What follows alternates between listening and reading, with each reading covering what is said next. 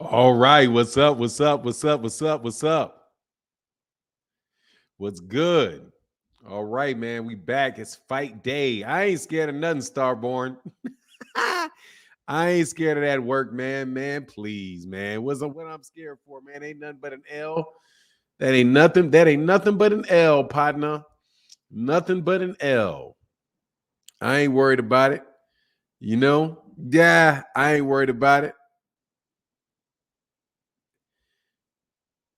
Ain't nothing but a thing. Hold on one second, man. Let me get to there you go. Let me get on over here. So I can say what's up. We got 14 people in the building.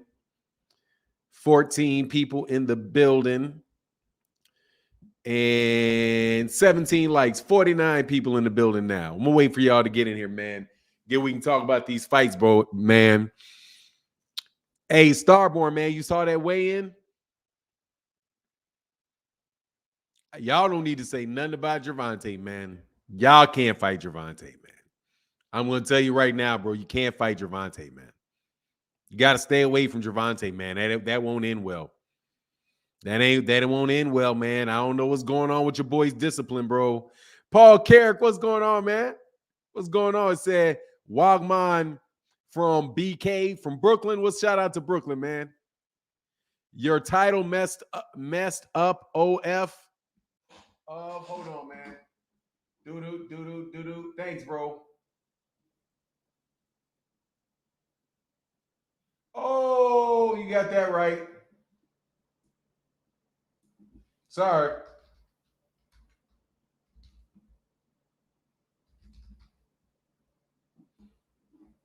There you go.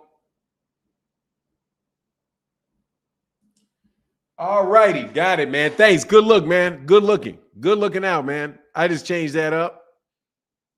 You know I messed that up. Thanks, man. I got that, man. Thank you, man. Appreciate you.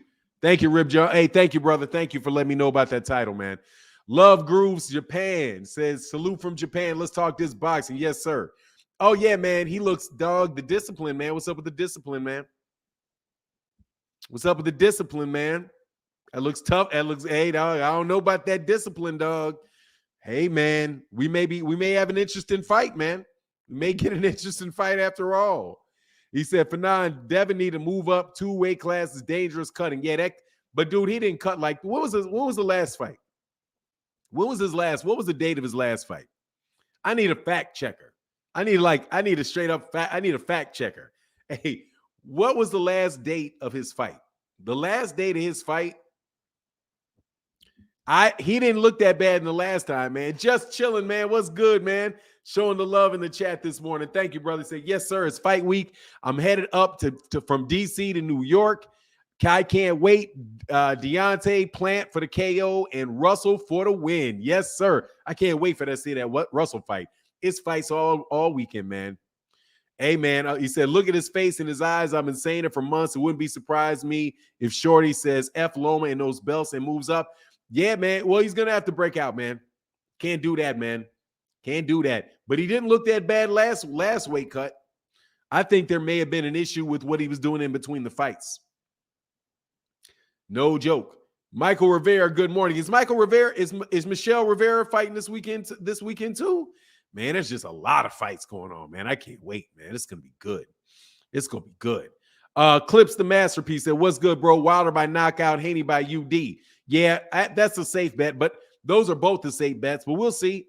We may get a decision out of Deontay. A boxing masterpiece.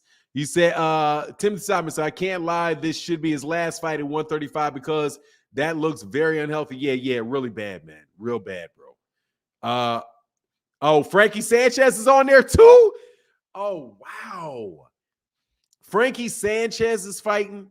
You got to tell me Frankie Sanchez is fighting. Michelle Rivera is fighting. Gary Antonio Russell is fighting. Caleb Plant and Andre Durrell fighting, and Deontay Wilder's fighting. Wow, that's a card right there. That's really worth the money right there. That's really worth the money right there. They adding it up today. Okay, that's good. And we get the Alyssa, and we get the Michaela Meyer Alyssa Bumgardner, and Clarissa Shields. Fanon, check IG for sure. The DMs on IG you talking about, Jeff? We'll do. Let me check them. Let me check them. Let me check them. Yeah, it is. It's a massive card, man. Oh, yes. What's up, man? Cass hitting it up in the morning, man. Thank you. Much love in the Cash App, brother. Thank you so much, man. Or is that from yesterday? No, that's today, man. Much love in that Cash App, man. My man, Paul Carrick said, just supporting my brother. Much love in that super chat, bro. Thank you for that support, bro. And also, my man said, Mr. Pearson says, Bomb Squad, every little bit counts. Hell yeah, absolutely. It counts a lot. Thank you. Much love in that super chat with the $1 holla and the $10 holla. Thank you. It means a lot. And thank you to you, Just Chillin', for sponsoring this live stream, man. What times are the fights? The fight are at 2:00 Eastern time for the Clarissa Shields, Alyssa Bumgardner card. And I think they start coming around 8:00 Eastern. They said it's an early card for Deontay Wilder. So Deontay Wilder and those guys. And then after that, you have the like 9:30 Eastern is when I think they start the card for Haney and Kambosos. Yeah, get your popcorn ready, man. No doubt, man. I'm gonna be chilling, man. I might call the fights today, man. I might. Very well might do that today. Tony C said, most don't know because all y'all talk about is Bud, EJ, and Tank. Most don't know about what? Man, we've been talking about these fights all weekend, man. Come on, man. Fanon, 3 our time. Yes, 3 our time. 3. 1. 2 Eastern. You talking about Central Time? 2 Eastern is 1 Central. Let me double check.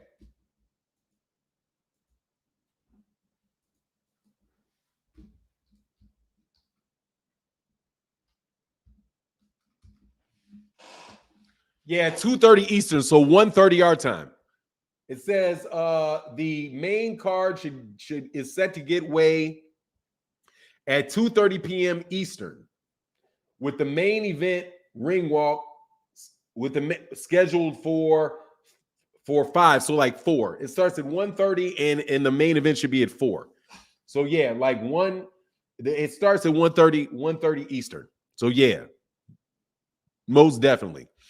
Anybody take the FanDuel odds for Durrell upset Plant? Odd man, I ain't gambling on it. I got some gentlemen's bets out there that people didn't want to take. What's blazing in sports? What's going on with you this morning, sir? How you feeling, man? Jeff Campbell in the building said DAZN even had a fight card this morning for 9. What was on the DAZN fight card? You know I ain't paying no attention to that. It's 8:00 it's 8:45 my time. I know dang on well I ain't about to watch that. Sanchez, about Sanchez and Rivera. Yeah, I mean, those are undercard fights. I mean, I didn't know that, but I've been talking about this all fight. Hey, man, it ain't our fault. That ain't all. I resent that that's what you say. That's all I talk about.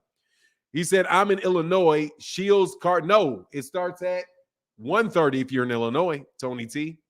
You're Central Time, so 1:30. Not 2:30, 1:30. According to what this says, which DAZN is reporting, DAZN main card 2 p.m. Eastern. It's Saturday, October 15th. Main is at 2 p.m. Eastern. So that's 1 your time. 1 your time. Or our time, because we're all Central. We're all Central Time. However, man, yeah, dude, I'm telling you, man, I don't know, man. Your boy Devin better be all right, man. I don't see no knockout coming looking like that. He looked bad. Like, he looked real, real bad. So now I guess you get to move on up. Get this win. Jab, jab, jab, jab, grab, jab, grab, jab, grab. Jab, grab, grab, grab, jab, grab, grab. Do all of that. Get on past him and go on up there and get up there to 140 pounds, man. Get on up there to 140 because You've been at that weight class. Now, also, he's been at that weight class a very long time. He's been at that weight class for a lot of years. He said, yes. He said, yeah, man, Devin looked bad. Yeah, he looked bad, man, real bad. I said, yeah, he did 140 coming soon. Yeah, you got to go to 140, man. Man, he looked like he may need to go to 147. That was bad. I just wonder, what do you mean, Fanon, stop? Stop what? I ain't lying. I'm telling you the truth, man. It's 100% the truth, man. Jab, grab, jab, grab, jab, grab. Get on out of there with them belts. He don't look that strong, man. He don't look that strong. And George Kambosos, on the other hand, looked really healthy. You know what I mean? He looked really healthy. Going up there and fight Boots. I'm looking for a Boots. Let's see what he can do with Boots, since he said Boots ain't nothing special. Since I don't know, man. You don't know about Boots being special. Going up there and fight Boots, and let's see what's up. Let's see what's up. Can you jump 2 weight classes with a belt? No, dude, look. He gonna have to drop those belts, man. He got to drop them belts. You can move up yet, but yes, you can. I'm gonna stop you when you start lying, Fanon. Yeah, stop me, RuPaul, when I start lying. Thank you. Thank you, bro. I appreciate that, RuPaul.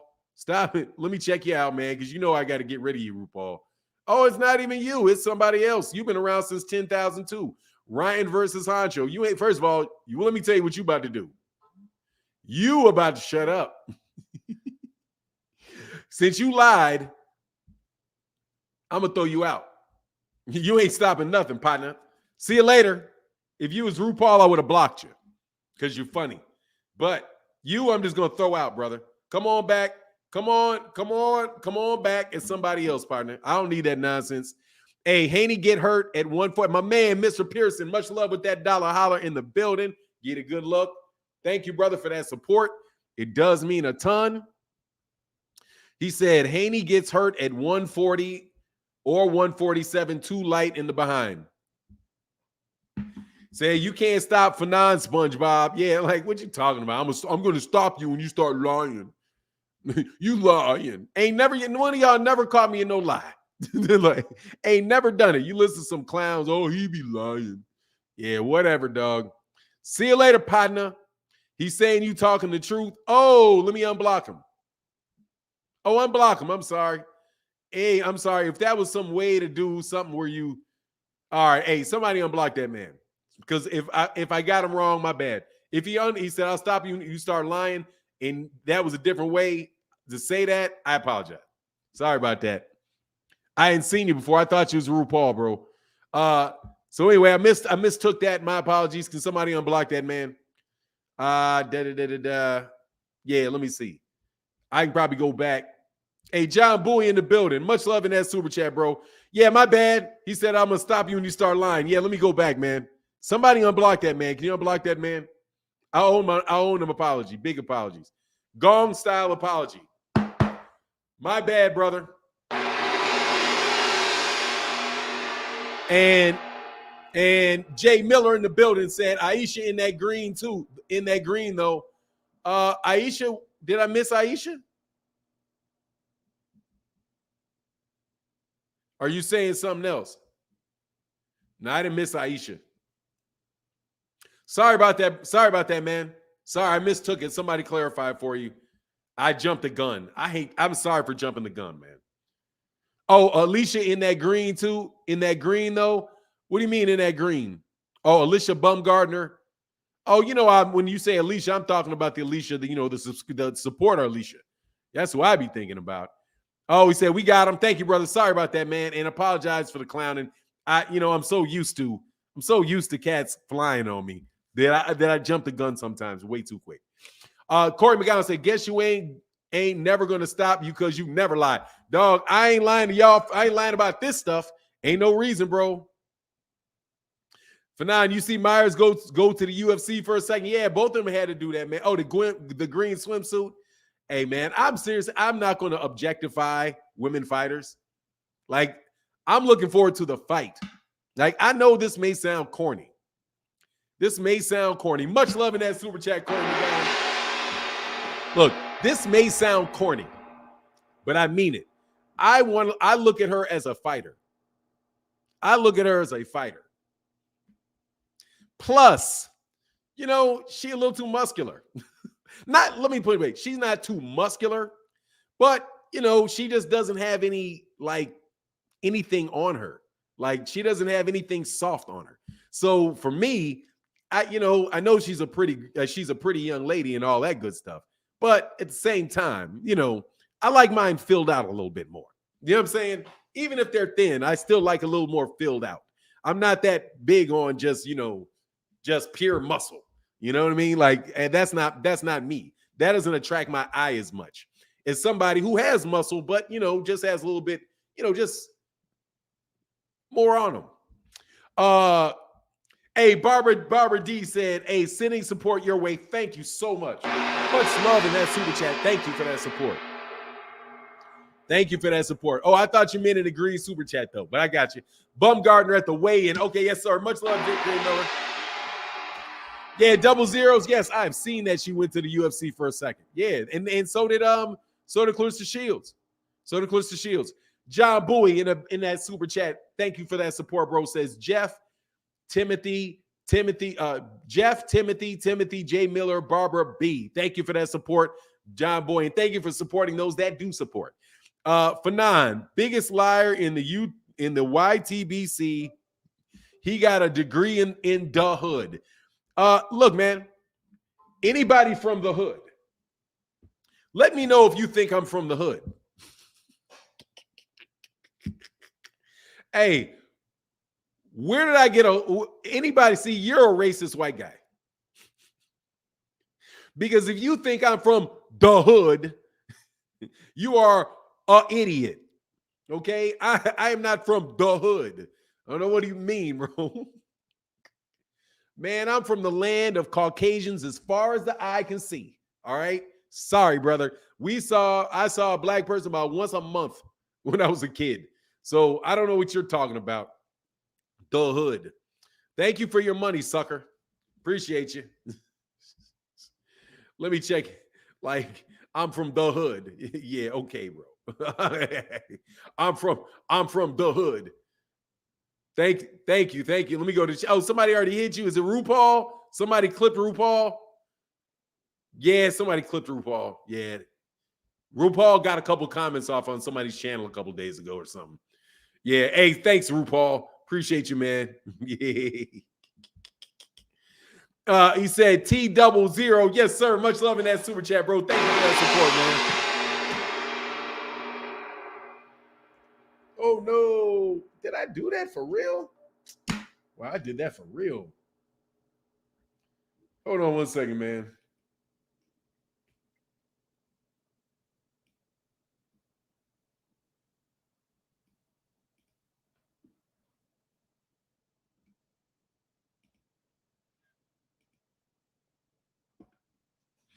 All right, figured out how to do that. We will go ahead, Fanon. She bad though. Well, you go ahead. Oh, I mean, I'm all right, brother. First of all, I got a wife, so I ain't really trying to look at too much. However, I like women in my own age range. So it's just what it is. My mindset is on women my own age. I don't really be looking at like 25-year-old, like all that. That's a little much. I'm all right with all of that. Y'all can have it, young bucks. Knock yourself out. Tony T said, John Boy, salute. Ready for these cars to start. Man, I'm ready. 132. That's what's up. You know what it is. HU, baby. HU and Dillard. I'm gonna give my Dillard a shout out too. I guess I did get him in the hood. Both my universities were in the hood at the time I went to them. So I guess I did get educated in the hood. Now that I think about it, good point. Hey, oh god dang, I can't. Hey, god dog. Hey, Mr. Pearson say Alicia wear boxers with men's holes in them. I can't.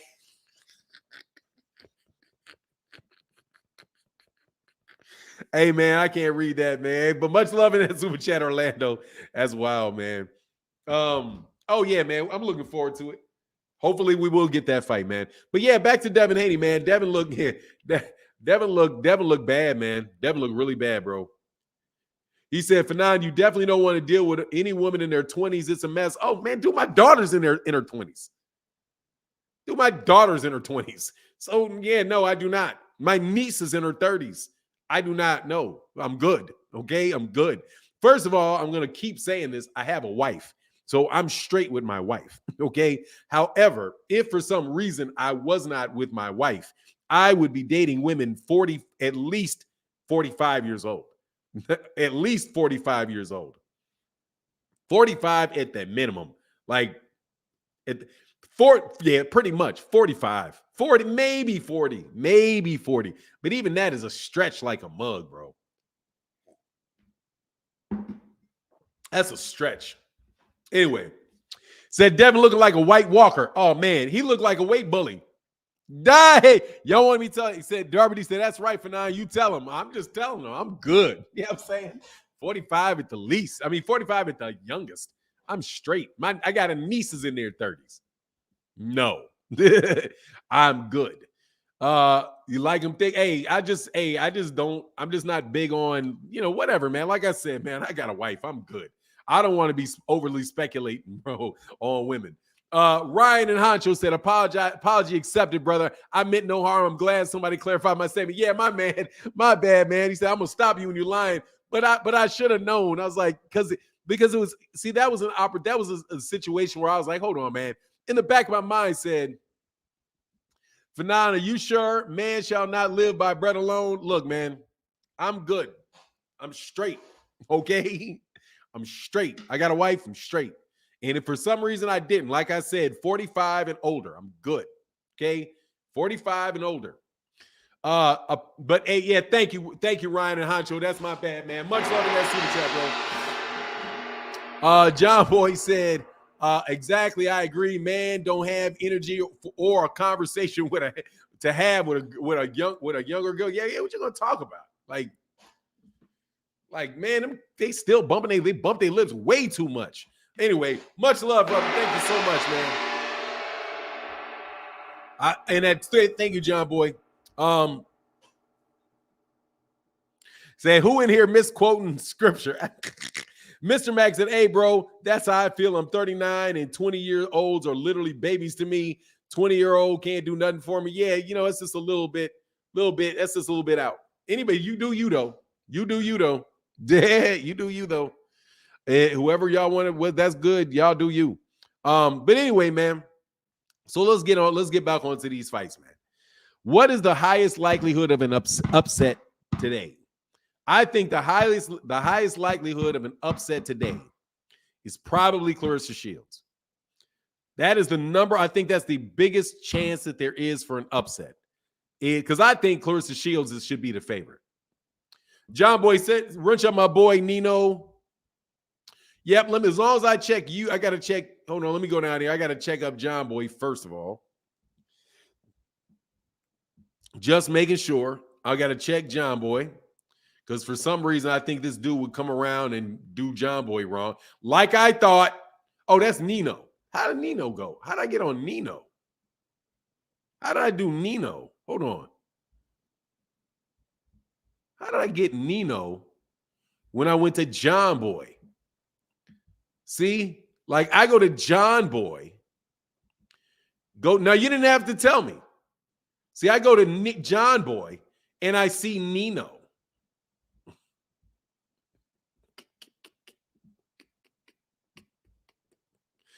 RuPaul, you think you're gonna pull a double whammy, bro? Get a life, man. Get a life, man. Go get a life, you clown. I ain't wrenching you up, you clown. First of all, John Boy don't ask me to wrench up somebody I never heard of before. Okay? I know your patterns. Boy, you whack, man. Get a life, man. Hey, EST said, Devin looked like Conor McGregor when he used to fight at 145 in UFC. Devin will be all right, though. Time to move up. Yeah, he probably will be all right because the dude's a bum. Like, I'm calling Cambosis a bum all day today. Cam Bumbo. John Boy in the building says fake. Yes, sir. I saw you. I saw you, man. I saw it, John Boy. I saw it. I saw it. No need. I saw it. I saw it. He said, "Hey, thanks for double checking, and I'm still shake shock from my last mistake." Oh, hey, dude, don't worry, man. Don't worry. I saw him coming. I know your patterns, John Boy. You're not going to ask me to wrench up somebody that I've never heard of. Wrench up Nino.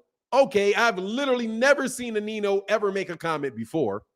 So John Boy was first of all, you did a $2 super chat, which is very, very unusual for you, who is got to be the biggest supporter of YouTube boxing on the planet. So heck no. You know what I'm saying? What's going on, young billionaire in the bottom, in the building? What's going on, man? Hey, man, hit up young billionaire, man. Y'all surprised that you subscribe to that man's channel. Let me add moderator, man. Let me go check his channel first, because I still owe you that apology, young billionaire boxing. Yes, I do. And I see you out here on that grind. And I see you out there doing that. I see you out there doing that work. So let me make sure I get that. I should also crack another joke. You also a melanin impaired brother. So since you a melanin impaired brother, you know, we got to look out. We got to look out for each other. I'm just joking. Now that's a joke. I'm joking about that. However, same thing still applies. Let me go to my man. Hold on one second. Where'd he go? Young Billionaire. Let me wrench up Young Billionaire, the boxing insider. Add moderator. All righty. John Boy said, okay, my man John Boy again said, and King J only do $2 if he forgets a super chat, even though I won't go $2. Thank you, brother. But bless up for now. Yeah, you know what it is. It's hard on the melanin impaired brothers around here, man. It is. It's a melanin impairment. It is what it is, man. He said, anyway, blessings up for now. Yeah, man. Hey, man, I appreciate your work, man. Keep on the grind, man. Keep on the grind. I see you out there doing your thing, man. I see you on your hustle, man. And I gotta respect it. You know what I mean? You ain't out there trolling on dudes. You know what I mean? You put it in your work. You're not trolling on cats. How can I not appreciate that, man? You know, you stand on your own square. Gotta like it, man. Gotta like it. Good morning, Fanon. Oh, see, Mr. J said, morning, Fanon. I shall hate that. I sure hate the Devin and Deontay fighting at the same time, but I gotta check out the dog versus Plant. Oh, yeah, I will not be watching that, brother. I'm watching Deontay Wilder fight. And you guys can take that to the bank. I'm paying, first of all, I'm paying $75 for it. Okay, so I ain't missing it. Second of all, dog, that it's going to be 12 rounds. It's going to be a 12 round. Man, I don't see how in the world that Devin Haney is going to knock that dude out. It's going to be a jab and grab fest, man. And I mean, you know what I mean? So I'm all right with all of that. I'm all right with all of that if there's something else going on. Other than that, I would support him. I would make sure that I was that one of those people who are listed, you know, who get his ratings up. I do believe in supporting Devin Haney. I do. 100 miles an hour. Whenever he gets on pay-per-view, I will buy the pay-per-view. Mr. J23 said, morning, Fanon. I sure hate. Oh, yeah, I got that. Brother, thank you for that support, man. Let me make sure I get that up on there, though, and give you that gong for that support, brother. It means a lot. And John Boy in the building said, take my damn car off your pick. It's one kind of a-hole. Yeah, bro, man, you know what he is. You know what he is, man. You know what he do. You know what he does, man. He said, going to be reading about Devin results. Hey, man, going to be reading about him. Look, man. Amen. He looked bad. Okay? I'm telling you right now. How do you bet the over? Can somebody tell? I'm going to go to busr.com and I'm going to go bet the over. I will bet because they did pay me when I was promoting them. But honestly, I'm not really big on gambling, bro. I got to be honest with you. I'm not really big on gambling. Not my mother always told me about gambling. That's a bad life choice. You know, that's something my mother was on for. My mother was. I guess she had a lot. Said some cats around. Well, a lot of musicians drinking and gambling and doing all kind of other stuff. I watched the ESPN and paying for the pay-per-view. Yeah, I'm gonna do it, no doubt, man. I'm gonna watch it for sure. He said, King J, Haney looks sick, to be honest. Wonder how much he rehydrate. Dude, look, man. He said gambling come with bad consequences. Yeah, man. If you gambling more than you got, if you gambling for the thrill of it, money ain't supposed to be for thrills, man. You know what I'm saying? Basso Man, salute Fanon, to Don, and everyone else in the chat, as well as all the big time boxing fans and participants around the world. Yes, sir. You know what it is. Yes, it is. Time to do that, man. So, look, man, I ain't going to be on a ton of time this morning because, as you know, I'm going to be on for a while. Don't get me wrong. But I'm going to put this link in the chat if cats want to chop it up. Yes, sir, Bob. If you want to chop it up with me Saturday morning, we already know nobody debates. Nobody wants to debate. Hey, RuPaul, you're going to jump on here and try to call me a hater and a racist and all this other stuff. I already know what you're going to do. So when you do it, I'm telling you right now, I'm going to know it's you. I'm going to throw you out. Okay? So now that I've given you your attention, just understand that is what is going to happen, partner. RuPaul, please. I don't even mind. I don't care, man. But, it is, man. Don't nobody want to hear that, man. Don't nobody want to hear you, man. But it's all good. It's all good. RuPaul, yeah, do this, dude. Hey, the story? Let me tell you the story behind that young billionaire. The reason why his name is RuPaul is this. He used to be under this name King all the time, and he would just troll. And, he keeps getting kicked out. So one time he tried to jump on a link. He tried to jump on a link, and I said, look, I'll let you on if you name yourself RuPaul. So he put his name as RuPaul so he could get on the chat. So I was like, man, and so then I wound up kicking him out anyway, even though he put his name RuPaul. Because I was like, dude, you got no self-respect if you're going to name yourself. If I can make you name yourself RuPaul, you have no self-respect. So I can't talk to you, man. It was one of the dirtier moments. It's one of my dirtier moments on this channel. A second only to the notorious live stream where somebody nicknamed Anthony Joshua AJ Ass Juice.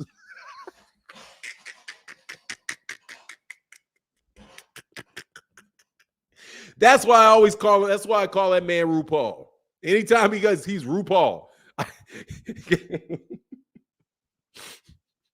Man, he said, F that. I don't want to hear that he, she voice. Hang up and be called. I'm going to hang up. John Boy, much love in that team chat, bro. Yeah, you know this. But yeah, man, he looked terrible, bro. Yeah, AJ was like, everybody was coming up with names for what AJ could mean. A joke, a jackass. The one that won the competition, bro, was Ass Juice. That's the one that won. That won the competition. I'm telling you, man, we've had some really fun moments in the live streams, man. That's back when back when AJ fans, when they were AJ fans. Long time ago when they were AJ fans. And we used to have Africans. We used to have like a lot of guys like Olabadepos and all kind of dudes. Yeah, okay. Show me, Mr. Baines, Terrence Baines. Can you show me your face real fast? Down there, I see you. I need for you to show me your face before I let you on. You got to show me your face, man. I won't show it to everybody else, but you got to show me your face because I know it's you. Hey, is Clarissa Shield fighting on the Deontay Wilder card? Wow, Jimmy Williams, no. She'll be fighting on ESPN Plus this afternoon at 1 o'clock Central Standard Time. Low ratings for this Haney, Haney will never get pay-per-view leverage. Hey, okay, I'm going to humor him. John Boy, I got to humor him for a second because you won't show me your face, man. Yo, I just want to Yes. have a civil conversation with you. What? I just want to have a civil conversation with you. Can Boxing you turn talk. your mic up? Because I can't hear you. I just want to have a civil conversation with you. No. All Goodbye. right. So, like I said, dude, you're never going to be on my channel again, bro. No. I don't want a civil conversation with you. I don't want to have a long conversation. Nothing. I don't, never. Not a chance. What do you mean? I want to, please, can I have a civil conversation with you? No. You cannot. What? What sense does that make? No, you cannot have any civil conversation with me. What's Man, going on, man? man, I had to join up when I seen that, man. But I'm over here putting together a bunk bed for my sister, man. Man, that dude is funny, man. I'm sorry, man. I can't reward that type of stuff, man. He said, "I just want to have a civil conversation." Uh-uh. We No, tried man. that No. already. So what you think? So who you got, man, in these fights this weekend, man? Hold on real Man, quick. I got Clarissa by TKO. I'm gonna say in the ninth. Dang. I'm gonna You say think I'm gonna so? say in the ninth. I think Baumgartner gonna get it unanimous decision. Haney going 12, Cambosis. And I seen Bill Haney. I seen a lot of people like trying to say he wasn't weight drained. I mean, come on, bro. He didn't even look like himself. But he gonna rehydrate. He gonna get the job done. Yeah, he will. I'm interested to see Wilder, man. I need to see Wilder. I need to see how he look. I need to see the energy. I need to see Wilder. That's what I'm excited for. I need to see that Wilder fight. I think Cato Plant gonna win too. Yeah, I got it. I got that. Is there any man? So who got the biggest chance of an upset? The biggest chance of an upset? I feel like if Haney, because they talking like he gonna exchange with George. If he exchanged with George, George got the biggest chance of upset to me. But outside of that, I think it may be Myers. Yeah. It may I be just think, Myers. man, I think, hey, real quick, let me get these. Myron Jackson said, great weekend of sports. Yeah, man, it's good. What's going on other than boxing? I don't pay attention to any other sports other than boxing, really. And my man, John Boy said, thank you. Please make it shorter next time. Now I have to live with that voice in my head. Hey, bro, you know I wasn't having no civil conversation. Man, you cannot have I'm never going to have a conversation with you, man. I'm just letting you know, I'm man. still here. I'm just putting together this bunk bed. Oh, I see you. I see you. Hey, here's the link for anybody else who want to jump on, man, and who's not already worn out their welcomes, brother. You know, sorry, man. You talk too much. Nobody want to hear that talk, man. The you've been banned by the chat. God, And he dog, talking in John Boy circles banned. though. He don't What'd ever he say? get to a point. Yeah, he just want to call me racist. That's his. He just want to call. He want to get around to I'm being racist. Something like that, man. But anyway, it is what it is, man. Y'all can do what y'all want to do. I'm really interested in this fight. For me, I think that the Clarissa Shields has got the biggest chance of upset because of the robbery that could go on over there in the UK. That's a fact. Yeah, just a straight up she wins but she loses type of situation because she's fighting on the road. You know, I don't see an upset happening with Deontay Wilder because you know Robert Helenius, man, beat Adam Konecki, but Adam Konecki's a punching bag. You know, like he looked good in his last couple fights, but Konecki's a punching bag. So, and Deontay Wilder's not a punching bag. But they really do know how to fight. They do know how to fight each other. Like he's familiar with them, very familiar with them, you know, as a sparring partner. But it'll be good, man. It'll be good. I'm probably gonna call the fights today, man. I'm probably. Yeah, I'm here trying to get this done so I can get to watching them fights at 2:00. Yeah, no doubt, man. So anybody else want to jump? What'd you say? So do you think there's any chance that Devin gonna mix it up with Cambosis? No, none. So you think it's gonna be the same old grabbing, jab and hold? Same old thing, bro. Same old thing. Grab and hold. Yeah, I think so too. Because he's not stupid. Like one thing I'll say about Devin is Devin's they're smart. They're smart, man. They're not about to sit up there and mix it up with that kid to make anybody happy. He gonna go in there, jab, jab, jab, slip, jab, grab, all of that. Do the same thing he did before. I think all of that talk about being more aggressive was just trying to sell a fight. Right. Because if he gets in there and starts mixing it up with them and he starts getting hit, then that's when the robbery comes into play. That's facts. So, nah, man. I was John Boy, you wild, man. John Boy say cuddle him to death. I mean, that's would be my advice. Go in there and get that. Just go in there and get it, man. What's going on, Vincent? What's going on? Man, I'm good, man. I can't complain. How you feeling today, man? Good. So I wanted to kind of get your thoughts on this bit of news that just came out. It's not really news. I just say a bit of kind of info that came out regarding Gary Russell Jr. possibly returning back to boxing. I know we didn't know if it was in the air or not, and he's still, of course, going through whatever's going on with his arm or shoulder. But a reporter asked him, like, what division would you be, like, interested in coming back to? Because, like, 130 is kind of not that great anymore. And Gary Russell said he was interested in possibly coming back at 135. Do you think that, because we know they robbed him, in his last fight. Would you be excited to see Gary Russell come back, or do you prefer to see him kind of in his new role as a coach? Just wanted to get your thoughts on that, because I still think he can.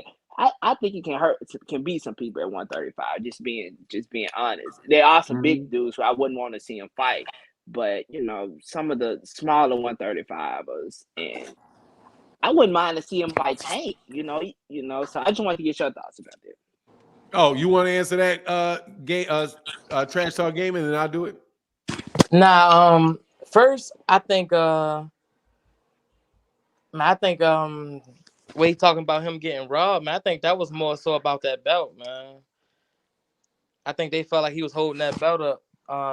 But him coming to 135 against Tank, I don't think that should be his first fight if that's his idea.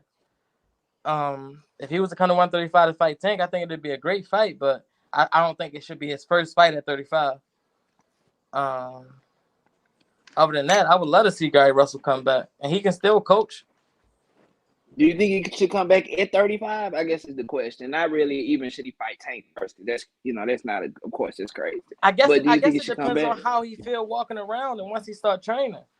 Because he might have to, I don't know how big Gary Russell really is. Like, because Gary Russell is small. He's small, man. So it depends on how he feel walking around. If he comfortable at 35, for sure, he got the skill. And you said some of the bigger guys at 35, them bigger guys at 35, like who? Like Ryan. I wouldn't want to see him fight Ryan. Man, he would put Ryan in the dirt. And plus, Ryan not going to stay at 35. Gary Russell too short for Ryan. I think that's what he mean when he say like small. I think he means short. No, I get it. Right. My take on this, man. Yeah. I'll take that tank. Man, he ain't got to wait around, man. Let that man get that Tank money.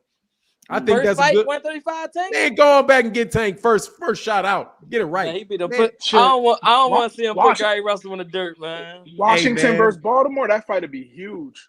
Hey, man. He ready for that. It can't be nowhere near Baltimore or DC. Because somebody gonna get killed. But like Barclays. That's a fact. Yeah, go to New York with it. Y'all can drive up there, man. New York might be too close. Yeah.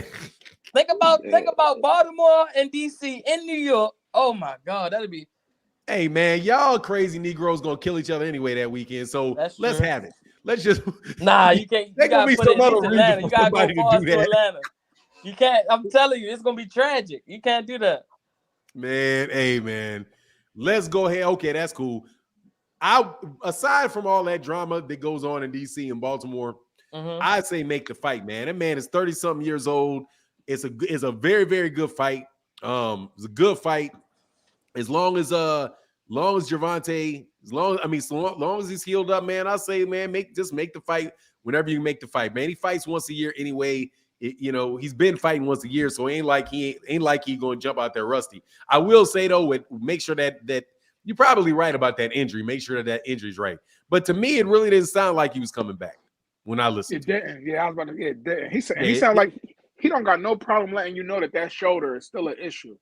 It's like in he's every like, part of his sentence. He said if the money's right and the situation's right, John Boy said no need to cut the conversation for bro, E-Money. And Jay, man, let me tell you something, John Boy. The one thing I will not listen to you about, I'm reading every super chat that anybody that you give. Okay, bump that. That shit makes the channel fly. So I'm definitely gonna read it, brother, because you deserve it. And Jay Bird, much love in that super chat, brother. Thank you so much. Appreciate that, man.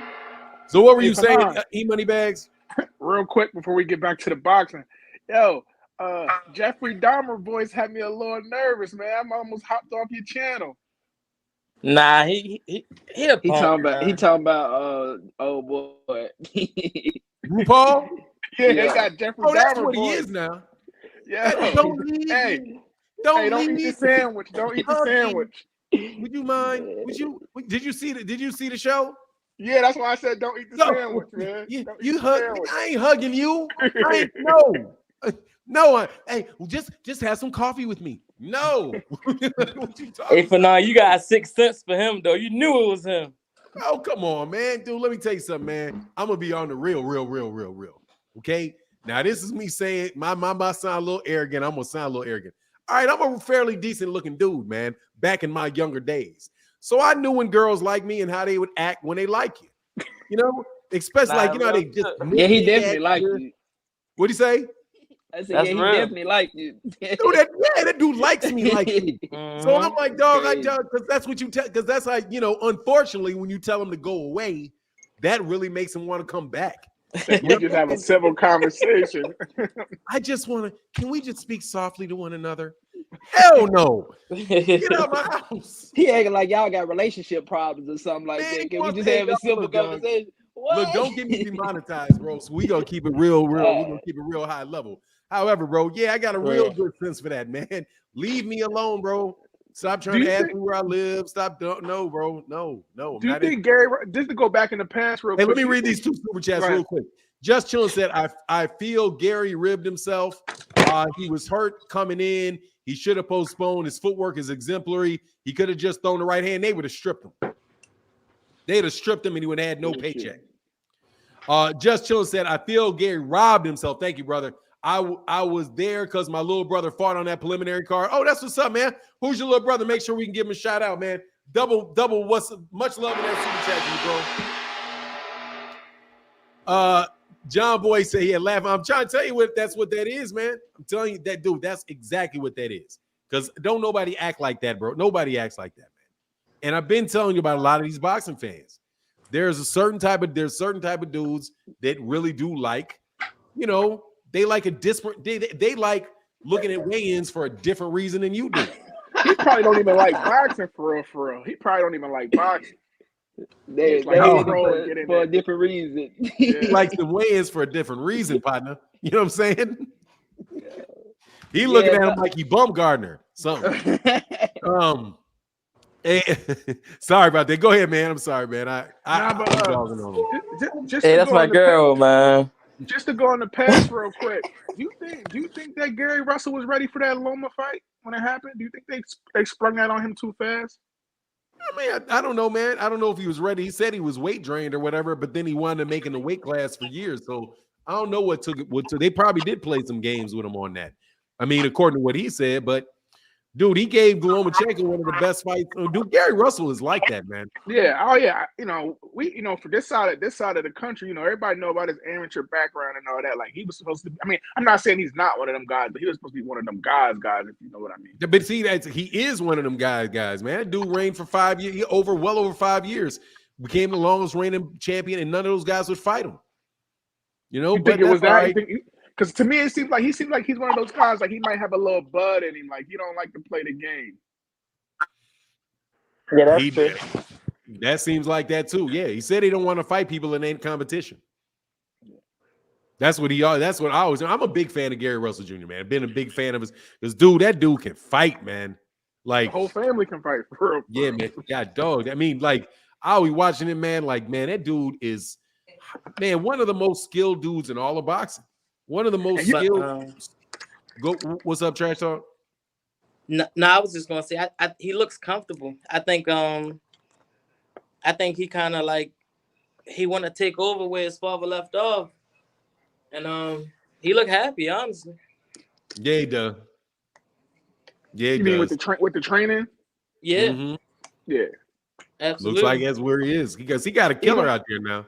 Even when Oh, you watch yeah. the video, even when He you about watch to the let him off the videos of leash. them training, even when they watch the videos of them training, he don't seem like a guy that's like, I'm just doing this till I get my shoulder right. Like he look like he's into it. Yeah, he's into it. And his brother Hey is man, such I a wanted to parent. ask y'all what y'all think about what he said about Terrence Crawford. Well, you know When he he don't called like him, Terrence. dude, but hold on, man. Not liking him is one thing. He may not like him, but he called that man defensively immature. Oh, right. Now, dude, I'm gonna tell you something, man. When now, y'all, I'm sure what's going on with everybody. Hold on, Haney 7-round KO. Starboard 007 in the building. What's going on, brother? Starborn, man. Keep your money in your pocket, man. Hold on. Gotta remove him. Took him too long to talk. Was that Dahmer? It took him too long to talk. Man, it's crazy. Took you too long to talk, bro. He's still in identities out though. here. No, he's authenticated. He say he authenticated. Hey, what's going on, Starborn? You got to say something, man. You know we got a stalker. I know that. I'm here. What you say? I'm here. My voice is a little hoarse. I'm here. Okay, it's because I hear that New York. Hey, I can hear the accent. Hey, real quick, Maximus said Maximus Garland. Okay, that's what's up. Got me keep a lookout for him. Just chilling. And John Boy said Mike Kirkland here. Yeah, I don't know, man. I haven't seen him. So I thought that would get you out the woodwork, man. But what he said was he called that man defensively immature. And it's interesting because everything that people does say about Bud is all offensive. All of the comments about him are all related to offense. Most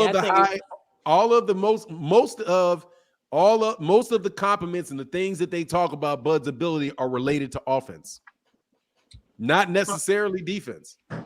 A guy like Gary Russell is the perfect guy to say that too, because you know him and his family, they technically sound, and Arrow's a technically sound dude, and you know y'all know I'm a Bud fan, and Bud has more than decent defense, but it's not technically sound. It's his defense is off of more. He gets out of the way with athleticism and not with his technique, and I think that's what Gary was saying. Like you know, you're not going to catch if you catch arrows because. You know what I mean? It's because you did something great. You know what I'm saying? If you catch, like, how can I say it? You can plan to catch Bud because he makes a lot of consistent mistakes. Like, if you put up the times Bud get hit with a big shot, it's a lot of the same shots. Like, and I'm a Bud fan, so I can admit that. It's a lot of the same shots.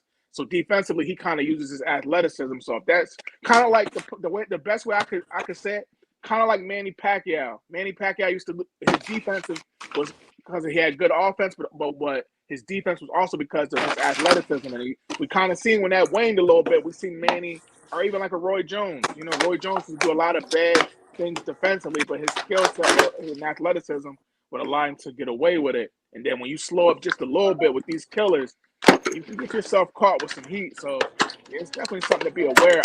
I'm not worried about it for the Arrow fight only because I think that fight the training and the preparation is going to be so crazy. But somebody else that he might not have the proper respect for, he could get caught slipping because he does make a lot of defensive mistakes. I can admit that. But I think that's problematic, right? For quantity, hold on, let me get right? these real quick. Hold on, let me get these real quick.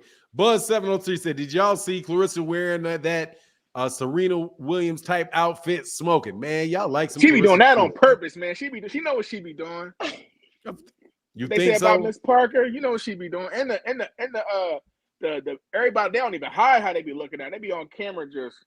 Man, I feel like y'all be thirsty, man. Or what some people do, not you, but because I don't be seeing none of that. I just be like, you know, would she be having on? I'll be talking like the boy. I tell her, can we just talk civilly?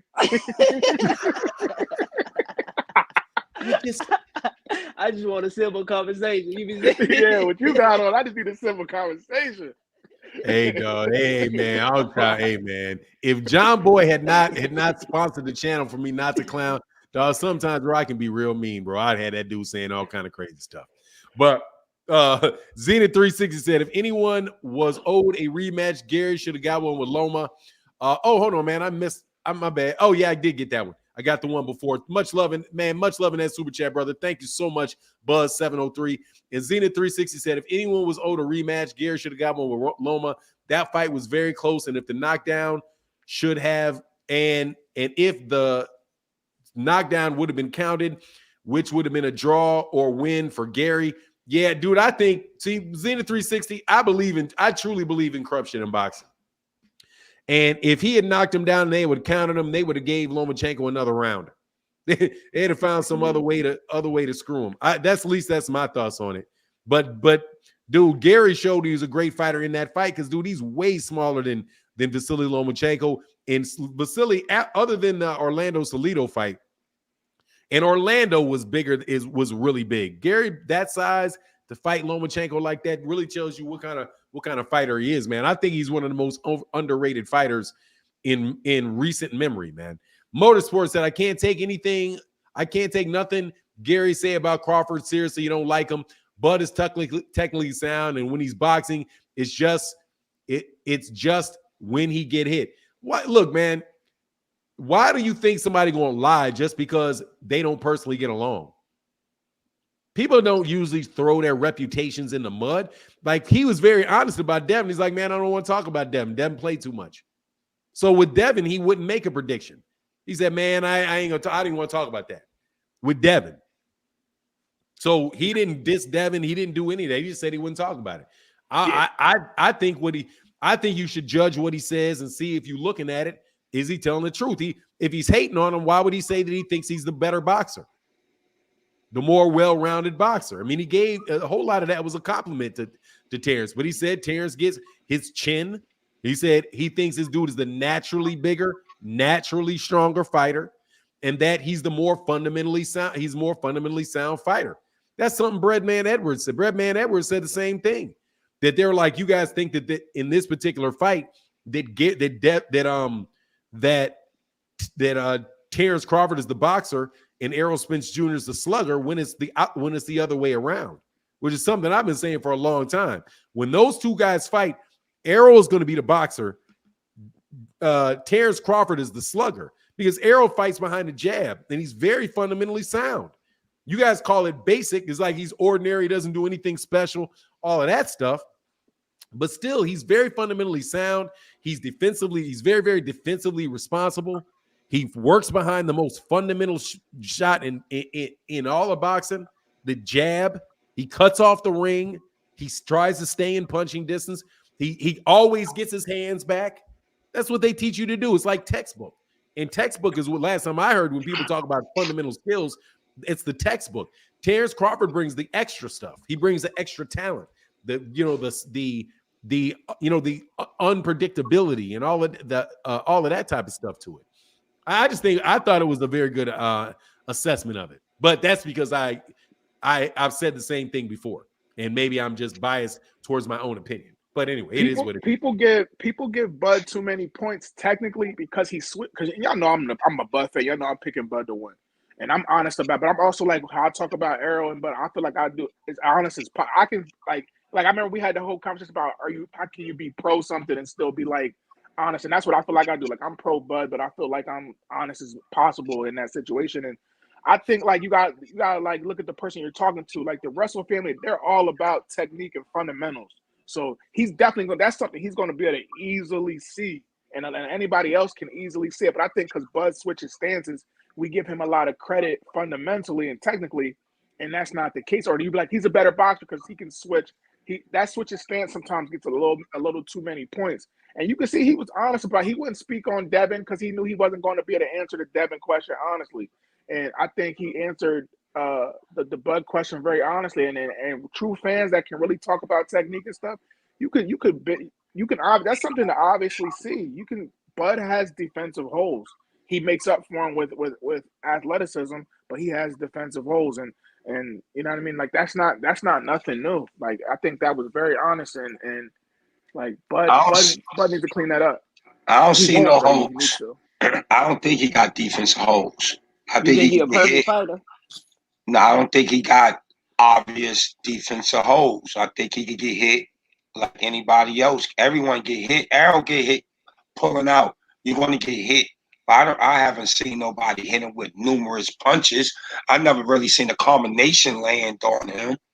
And so I give you an example. I don't know if you could pull up. I don't know if YouTube would have something where you could like show me Bud Crawford getting hit. But if you watch old fights and watch when he gets hit, when Bud steps out, Bud fights real good in the mid range. But when he steps out, he leaves his hands down. Like if you remember when Tarver knocked out Roy used to do the same thing.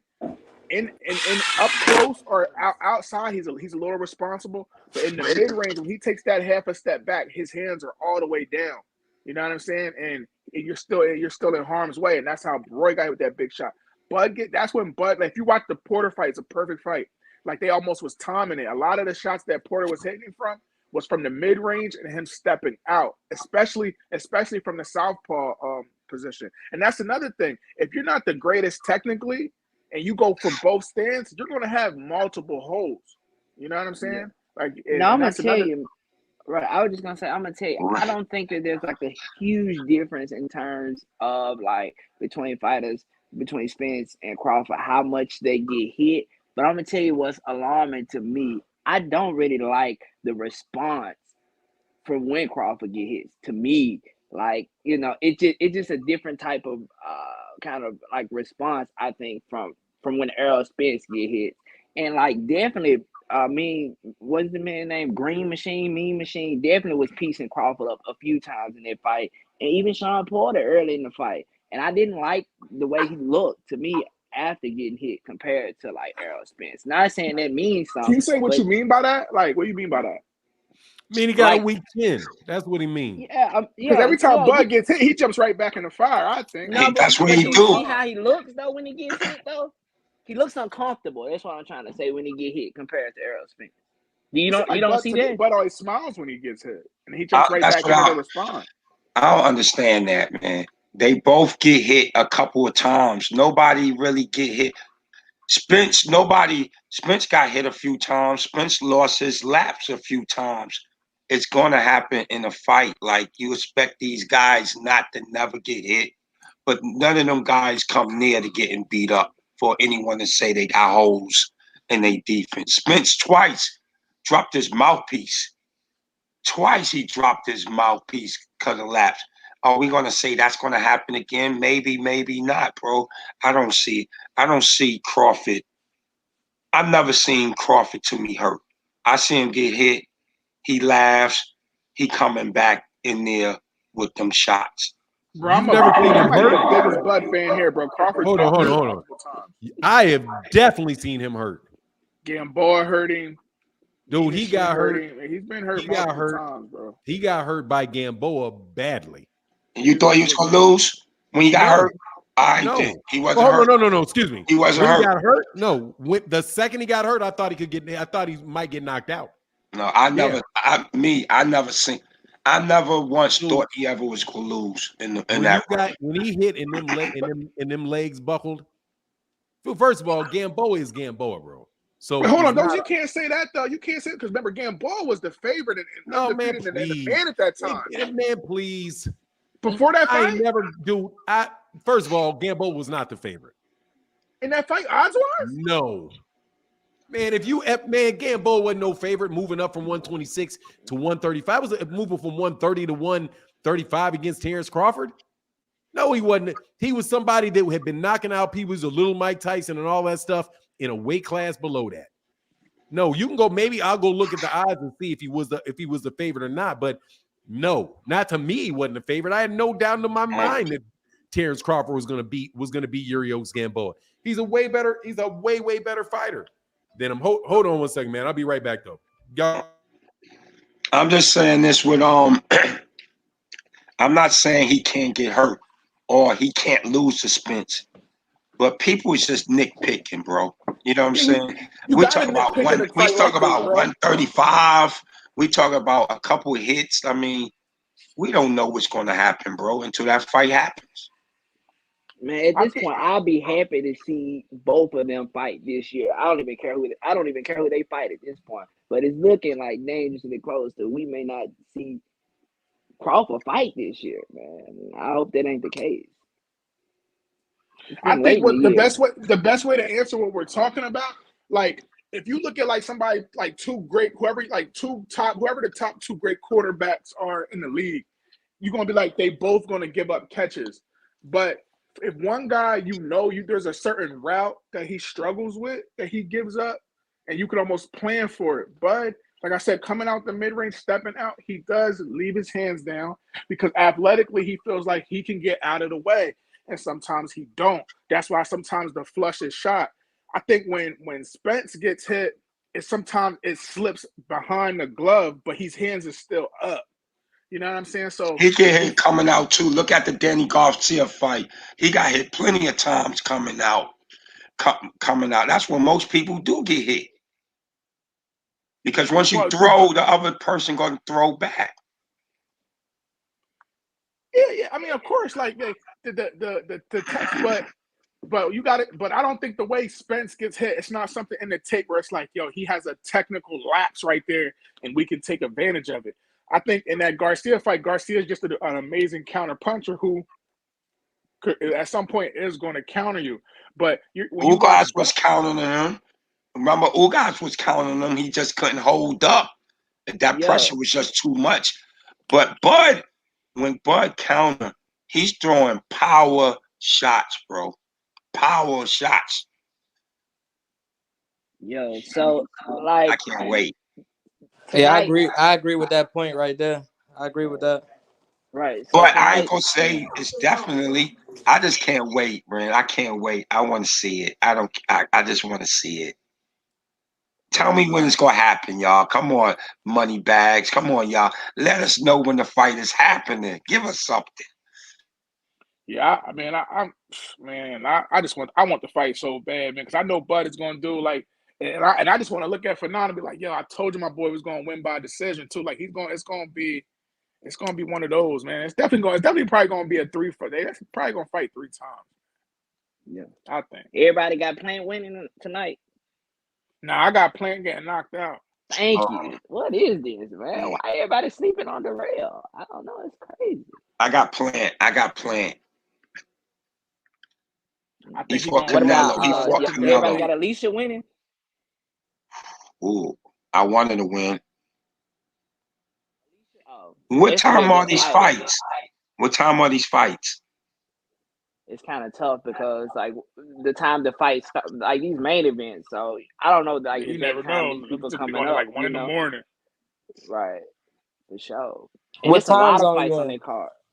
It's you got the Devin Haney fight. I think that's like 8 o'clock Eastern Standard Time. That's when it 10:30 starts. on ESPN. 10:30 on ESPN. I know. What's that? The Devin Haney fight? Yeah, 10:30 on ESPN. Yeah, but y'all That's the that say main event. 10:30, but you're not going to see Haney. Haney not getting on there until about 12:30, man. Hey, yo, did 1 anybody get o'clock. the super chat? Zenith 360 agree. Bud defense is mostly based on athleticism. Coach James mentioned that too, which is evident when he looked at punch stats, and it shows Bud gets hit considerably. Gets hit a lot considerably. He's less active. What's your I don't response to agree. Zenith? I don't agree. I think Porter though. Porter did hit him, man. Porter though. Porter quick, man. Porter is tough, man. Porter But can Porter you gonna at get least his admit stick. that a lot of what Bud does is off athleticism? Yeah. Of course he move on athleticism. He move off athleticism, but not just athleticism. Not just like Roy Jones. Not just off athleticism, but yeah. But you know when you got two great fighters, you're grasping at straws like you're nitpicking. And when it comes like if we had boxes and we say fundamentals, you gotta give that to Bud. I mean to Errol. You gotta give that to Errol. I mean, I think it's obvious that Errol's the more fundamentally sound fighter. You don't agree with that? Yeah, Errol got the fundamentals, right? I think we give Errol the fundamentals. Errol got a good jab. Errol Arrow is a whole package. You know what I'm saying? It's nothing. It's nothing that man can do. But we basically saying he got a good jab. He put pressure on you, and he's looking to punish you. We could definitely agree with that. I just think sometimes when we say Bud switch, right? Bud got athleticism. Not saying he's 1,000 times, but that's what he brings to the table.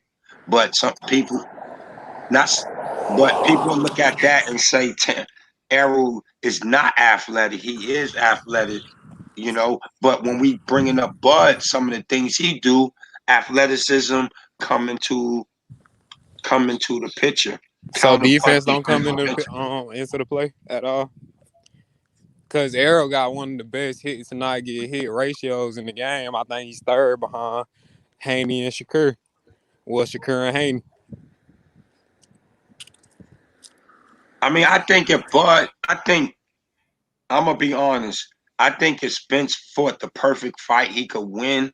But I think if he fight that I fight, think he usually Terrence had to fight the perfect fight actually. Nah, we got knockout power. It only take one or Bro, two. that's what I'm saying. That's a one. Okay, we talking about one punch compared to so if he don't hit that one punch, who's gonna win? You Hey, know what I'm real saying? quick, The hold on, value. man. Hold on 1 second. Let me get these two from Zenith 360. He said, I agree, Bud defensively is mostly based on his athleticism. Coach James mentioned that too, which is evident when we looked at the punch stats and showed Bud gets hit a lot considering he's less active. And Zenith 360 again, much love in that super chat said Spence and Bud get hit. The difference is pressure. Fighters are supposed to get hit more, and Spence only gets hit 2 more times, but lands 7 to 9 more. For a counterpuncher who's not active, Bud gets hit a lot. That's perfectly said, to be honest. And I'm a Go Bud, ahead. I'm a Bud fan, and that's perfectly Zenith 360. Like, I'm a Bud fan, and that's perfectly said. Yeah, and that's pretty much what I was saying. Like, okay, if you got somebody I can that's be honest hitting you about that 10 type of stuff. times, if you got somebody hitting you 10 times and you're waiting for one counter punch, okay, if that one counter punch don't put him out, who's gonna win the fight, bro? Let's be real. But I mean, y'all kind of kill me with that. So, like I said, y'all just watch me be able to be honest in that situation. Bud's not waiting for one shot. Like, everybody says that because of how he's been getting knocked. Bud's not waiting for one shot. Like, even I give you an example. Even the Porter fights. If you go Google the scorecards before that knockdown, Bud was winning the fight on the cards. Like, people think like people just think he's so far behind, and you know what I'm saying. And like, nobody says that about when we talk about Tank. Nobody says oh, he was so far behind. Like, he can erase sometimes. But I think in this fight, I think these two dudes are well aware what the other one is, what people are saying, how they're going to lose that fight. Like, I don't see Bud starting off extremely slow against Arrow. He can't afford to, and I think he knows that. Like, he can't afford to start off extremely slow. You know what I mean? And but as far as the defense, yeah, like, Bud does make mistakes defensively, but I don't think Arrow's the fighter that is. I don't think Arrow's the fighter that exposes that lapse, because Arrow's going to get him in the inside and rough him up, and that's just, if Arrow's got him there, that's where he's got him. But it's actually a longer guy that shoots the perfect shot. I'm not worried about that in this fight. I'm not worried about Arrow landing some lucky punch and clipping Bud. I'm worried about if Arrow cuts off the ring properly and just punishes Bud. I'm more worried about that, like, because that's what Arrow's got to do to win. He's got to cut the ring off and service Bud up. We look at the count. That's another thing. I don't know what's going to happen, but Bud a great counter. We know he ain't gonna really box us like he did Mikey Garcia and make us come in. He gonna come after us. That's what we waiting for. We waiting for them uppercuts. We waiting for them body shots. We waiting for them counters. We gonna soften them up, and we gonna get them out of there in a 10th. Let me ask y'all this off an honest question. When y'all watch the Porter fight, like, we was just talking about Bud's response when he gets hit. Did y'all like Arrow's response when he was getting hit with big shots? Yeah. You like the response? Dude, when have you ever seen him wobbled? just seen him wobble against Ugas. He You wasn't saw him wobbling. wobbled or you saw him fall back? You saw him. You ever see He his was hurt. knees? Let's use the I've word seen- hurt. He was hurt. Dude, How when that he bounced dude, right off the ropes and got the And it's the shot. that And dude- it's the shot before man, the look, mouthpiece. man, I'm not that talking guy about bro, got I hit. was at the fight, bro. That man, he bounced off the ropes. They called a break in the action. And he got the punishing Ugas after that shit, huh? What are we talking about? I'm talking about the shot before. Y'all, everybody likes to talk He about hit him with the shot. two. Okay, he hit him with the 1-2 when his mouthpiece fell out, bro, and that shit was unexpected. He fell back to the ropes, bounced back, and got the working on him like the Terminator, bro. I don't know what you want me to say, bro. But I think Ugas he missed the. I know when he watches that fight, he got to realize he messed up on an opportunity because he was supposed to keep punishing him, and he took a step back. So I think everybody wasn't sure what the ref was going to do in that moment, and it was a little lapse in action. And sometimes that's all you need to get back into it. But he should have pressed The the ref gas had on already called a break in the action, bro. That's the reason why that reaction even came, like the way it did. Say that again. I said the reason the reaction that you seen, the way it looked on TV, is because the ref had already called a break in the action. He was saying break. He was breaking the fighters. So he stopped right when Ugas was throwing his 1-2, the punch that y'all say wobbled Spence. He stopped calling a break in the action when he was throwing the punch. That's why Spence said it's my fault because I still had to protect myself at all times, but the ref did say break. He did. But that's not the shot I'm talking about. Like I forget who posted it, but somebody hey man, posted can I it get back to my original answer to this? You asked me, do I like the way he looks when he gets hit? Yes. I don't. Absolutely, positively, bro. I like that dude has a chin. I've seen him he got hit by Kell Brook cleanly, never got hurt. When you go back, go look at that clip where Kell Brook did hurt him. Kell Brook, I don't know what you mean by hurt. I guess what? Hurt Kell Brook hurt. He even Man, admitted it. stop that, bro. Look, if you put up every that time, picture, let me finish what I'm saying. Show me one time that dude's, first of all, when has he ever been dropped like Bud got dropped? Because I disagree that Bud ain't got to worry about one shot. You got to worry about Bud getting hit with one shot. Because if he gets dropped he gets Calvin Marcus off one shot, and he gets dropped by Yuriokas Gamboa off one shot, Errol Spence can drop him off of one shot. You have never seen Errol Spence Jr. get dropped ever. You can say, oh, he got hurt. I'm still looking for where Carlos Ocampo hurt him. I'm still waiting on it. I'm still looking. Where is it? You see the dude block and take a step back and he got hurt? He ain't never, ever. You ain't never seen that man on the canvas, not one time, not never. you cannot not touch the canvas and still be hurt. You've never seen him knocked down. I've seen Bud Crawford knocked down twice. But that wasn't the conversation that we're about getting hurt. He's been. I like how he gets hit. If somebody gets hit and they don't go down, if somebody gets hit and everybody gets buzzed. If somebody gets hit, a clean shot from a world-class fighter, and they block the shot, and then 10 seconds later they're back throwing and pressing them and throwing and pressing them. Yeah, I like it. Absolutely. Just like when Bud gets hurt. Do I like how Bud, yes, Chief Wildfire, he got dropped twice. Oh, no. He got dropped once. He got hurt twice. He got dropped once. He got buzzed twice. Because no, he did not get dropped against Yuriokas Gamboa. That's correct. He just did the stanky legs, and you know damn well that man was hurt. So don't act like that man wasn't hurt. That man's he was hurt. That man's knees buckled. That wasn't no, his knees buckled. I see pictures because dude, I put them up on my page on what do you call it? On thumbnails, dude, with his head, with Igis Kalvanakis turn that man's head like this. I saw Jose Benavidez on highlights land a 3-piece on him multiple times. He wasn't hurt against Benavidez. Jose Benavidez landed a 3-piece on him. A 3-piece, ending with a straight right left hook. 3-piece.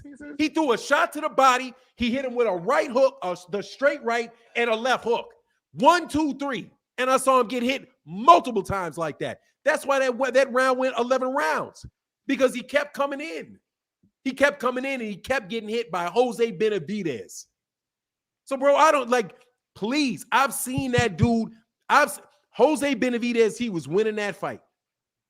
But, bro, he wasn't winning that fight by no long margin. And that dude was just waiting for Bud to come in and was countering Bud and hitting Bud throughout that whole fight. That whole fight. Jose Benavidez. Yeah, it went 12 rounds till he knocked him out with an uppercut. That man had one leg. That man went 12 rounds with a dude with one leg. So that dude, don't tell me that man ain't got defensive holes when I've seen him hit with 3 pieces from Jose Benavidez. It was easier, other than the knockout. Danny Garcia had an easier time with Jose Benavidez than Bud did, with the exception of that knockout. And I don't think that's much of a stretch at all. Bud, do I like how Errol takes shots? Yes, because I've never seen that dude ever go into survival mode for any amount of time, bro. Any amount of time after he got hit. And I'm still waiting to see how he got hurt by Ocampo. When Bud's like, oh, yeah, you got hurt by Ocampo. Errol was like, when I get hurt by Ocampo? Like, that was his response. When did I get hurt by Ocampo? Oh, man, I saw you got hurt by Kell Brook. He's like, when did Kell Brook hurt me? Dude, Kell Brook never hurt him.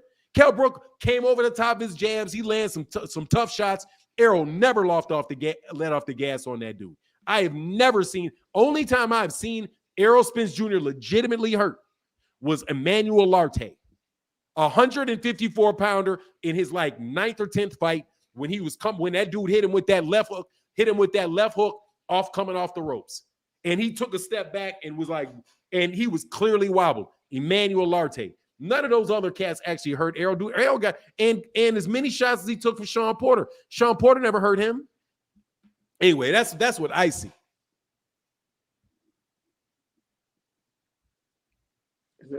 Go ahead, man. Oh no, it's on me. Yeah, whoever wanted. I just had to yell loud because y'all kept cutting me off. So I just made sure I amped up my volume a little bit. Like as far as what we're talking about, like I think like you kind of turned it into like 3 different conversations because you went from like knocked. I'm just talking about being hurt. Spence has been hurt in fights. Like that's like to me that's not even. Besides Emmanuel Larte, he's being hurt in. See, okay, before I answer the question, because I got your answers. I'm not stalling the answers. I think to make the question better, you talking about like legs buckle, like in survival mode. No, I've never seen him get hit with a shot and have to back up and hold. But like we talking about hit with a shot and and then you turned it into the word. You went from hurt to buzz. Like, okay, we seen him buzz. That's I guess so. I guess we got to turn it into that to win the debate. What I'm saying is I've seen him get hit with a big shot and have to take a step back and regroup. I've never seen him in survival mode where he has to hold the guy and we think he's about to go down. I've never seen that. I've never claimed to see that. But we talking about getting hit with a big shot. You know what I'm saying? I've seen him get hit. Kell Brook hitting with even Danny Garcia hitting with a nice shot. The guy you talking about when he went to the left to the body. I couldn't think of his name, but you said his name off the ropes. He threw a left to the body and then a beautiful right hook. To me, that was a buckle. And I literally just looked at it on my other phone. That's a buckle. Like that was a buckle. You know, his leg, he definitely went like this and literally buckled. The other guy just didn't follow it up. I couldn't think of his name, but you brought his name up. But yeah, I've definitely seen. I guess the word we're gonna use for me to analyze the argument is buckle. I mean, is buzz because that's hurt though. Hurt, nah, you switching up. See, I like how you slick. Nah, you slickly. Nah, bro, you try to get slick. I did not change anything. No, I didn't. I didn't change hurt to buzz. I said I've seen people buzzed. I'm not mentioning every time I've seen Bud buzzed. Every time I've seen Buzz get hit by a shot and kind of be like, ooh, where it was a clean shot, and it looked like he may have been like just a firm shot that landed, I would say, okay, he looked like he may have buzzed him a little bit. Like I saw like Egas Kalvanakis caught Virgil Ortiz. I'm saying when you get hit, it's a flush shot, but you're not in danger of getting knocked out. It doesn't knock you off your square. You go right back to boxing. Hurt to me is when somebody looks like hurt is when somebody's like, and this guy looks like he may be getting knocked out. Like Devin Haney versus Linares. Like what? like Linares and Devin Haney. Yeah, that's like, hurt. His legs. Like, Yeah, exactly. like you looking like, oh, is this knockout coming? Not like, oh, he caught him with a good shot. Oh, he caught him with a good shot. And yeah, that looked like, oh, he felt that. That feeling it and having somebody like straight up just landing something on you. Boom. Yeah. Starborn put that link in there. Yeah, he's been buzzing against Emmanuel Lartey. Against a rock by Emmanuel Lartey. Yeah, hurt is when you discombobulate, like you look like you're losing your senses. So no, I didn't change it. I'm literally telling you, I've seen Errol Spence hurt by Emmanuel Lartey. I did not see him hurt by Carlos Ocampo, Ugas, or Ugas, I would say, is an example of getting buzzed. Like he hit him and he was like, okay, you could tell for a second he put his guard up and he held his guard and he put his guard up for a second. And then after that, he went back at it. If you see somebody like stumbling around the ring, that's different than somebody getting hit. And you're like, okay, they got to collect themselves and go on defense for a second. Because in that case, I would say I've seen Bud buzzed by Jose Benavidez. But that's what I mean by when Gamboa made Bud legs shake, did you think Bud was about to get knocked out? I mean, it was so fast. Yeah. I mean, I thought my take on it was I knew he got hurt and I was watching what was going on. Right. I did, but then immediately he gathered himself and he went and hurt the dude. So I was like, oh, he got back. But yeah, I thought he was in trouble. I didn't know if he was gonna get knocked out. Isn't that the same thing as him as Ugas and Spence? That's not the same thing. Not to me, no. Nah. Because he went up against he fell back up against that rope. And he came back. I didn't see his leg buckle. I just saw him cover us up. It looked like he got buzzed because he just kind of went back and then boom, his head was back up. But I mean, if you thought if you think of it as the same thing, cool. You didn't say that. That's fine. But the question is, how did I think that he reacted to it? I thought he reacted well to it because he wound up winning that round. But did you like how Bud reacted to Gamboa? To who? I said, did you like how Bud reacted to Gamboa? He absolutely got a knockout for sure. So then we both saying the same thing then. Like they both respond well to getting hit with shots. Like I said, what my point is I said Bud does have to worry about getting knocked out with one shot. He does. Yeah, I think they both do. That was my thing because Star 007 said, no, we don't have to worry about. We got the punching power. We don't have to worry about getting hit with one shot. Yeah, and I was disagreeing with Star 007. Like, yes, you do. Oh yeah, then I knew something wasn't right. Something wasn't making sense to me. I didn't get that part. I'm like, yeah, both of them can definitely knock the other person out. Yeah, that's not. I don't think that's up for debate. They both. Yeah, if I had to bet who had if I had to put my money on who has the better chin, it's Errol. Though I would say Errol has a better chin because Errol ain't got rocked by nobody like a Gamboa. Dog. I mean, Gamboa is a 126 pounder, man. That's a little ass dude, man. But can I ask you? That's a good question. That's a good thing. Like, because we always bring that up about when he did get hurt, but we acting like that when that happened. Bud was at 147 and he got hurt by 135 pounds. I mean, he was a small guy. He was bigger than Gamboa, but he was a small guy too. Man, that dude. How much you think he was weighing at the time? 155, something like that. Who, Bud? 150. He's about 150 pounds. In the ring, 155 pounds in the ring. In that fight, he probably weighed in after, probably rehydrated to like 145, 147, something like that. You think more than that? Way more than that, man. Bro, he started his career off at 140, bro. Way more than that. He didn't start at 140. He really did, bro. 135. I'm not sure if his first couple fights was 140. And then he went to 135, and then he went to 140 for Delorme. And then he went back down to 135. Like Errol started at 150. Errol started at 154. Hey, John Boy said Errol Spence Jr. can always be put up for debate, but Crawford being hurt can't be as clear as night and day. It's just really, really clear. John Boy, for Terry Schmoot, he probably needs a link. Yeah, I'll put a link in there. We're gonna go about another in 1 second. John Boy back in that cat chat in the super chat. He said, I'm off to work. Shout out to Bro Timothy and Zenith. Yes, sir. And okay, let me put a link. Yeah, let me put a link. Yeah, the link is right there. I'll let y'all go at it. We're gonna stay on for a little while. For a little while longer this morning. There you go. Terry. I just put the link in there, man. Come on through, man. Come on through. How you so? Okay, there you go. Stay dangerous in the building. What's going on? Stay dangerous. How y'all doing? How y'all doing? Man, I can't complain, man. How you feeling this morning? I'm feeling all right. I wanted to say, yeah, the difference is Arrow I've seen Arrow buzzed. I've seen Bud hurt. That's I think y'all got it right. Also I have not seen Bud knock somebody out with one punch. Like, I mean, I guess you could say Benavidez. but at 147, he's not thumping like that, man. And I mean, he can buzz you and then hit you with some rapid punches and get the ref to stop the fight. But you have never seen this man just hit somebody and put them to sleep. Neither has Arrow, though. I haven't seen Arrow. I've seen Arrow do that shit like one time. But realistically, bro, at 147, nah, man, he's not punching Arrow one time and putting him to sleep, bro. Like, he's not stopping Arrow with no one shot. And that shit is not. I don't even think that's just not gonna happen. Well, as far as that whole conversation with Bud, I don't need Bud. One thing I love about Bud, I think it reminds me of Sugar Ray Leonard in the sense when he got you hurt, he puts the gas down, hits the nitrous button, like he goes once. That's one thing I love. That's my favorite thing about Bud. When Bud got you hurt, he goes for it. Like, it's like once he smells any blood in the water, he goes for it. So I don't need Bud to knock him out with one shot. I just want to see if Bud get him hurt, Bud's hitting the gas. That's if y'all can say the competition is trash, and that's the reason why he got 11 straight knockouts. If y'all want to, I ain't gonna argue that, but I know it's a lot of other people that fought them same dudes before and after, and wasn't knocking them out. You know what I mean? Who? Say that again. Who?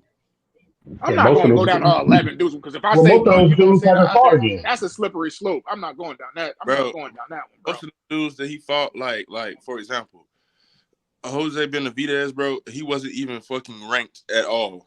And in order for him to fight Terrence Crawford, Bob Arum pulled some shit off to get him. That's what I'm saying, bro. We just said 11 guys, and you're gonna bring out one dude. Like, that's why I said I'm not gonna go down that road, bro. But you're gonna bring out one dude, and I'm gonna say a dude who was a champ, and then that's. Come on, man. They pulled up. They pulled up Kell Brook out of nowhere. He hadn't fought in how long? He was damaged goods, and then they pulled. Hold on. When Arrow fought, how long did they fight? He didn't. Bro, stop cutting people off, bro. He was coming off an injury.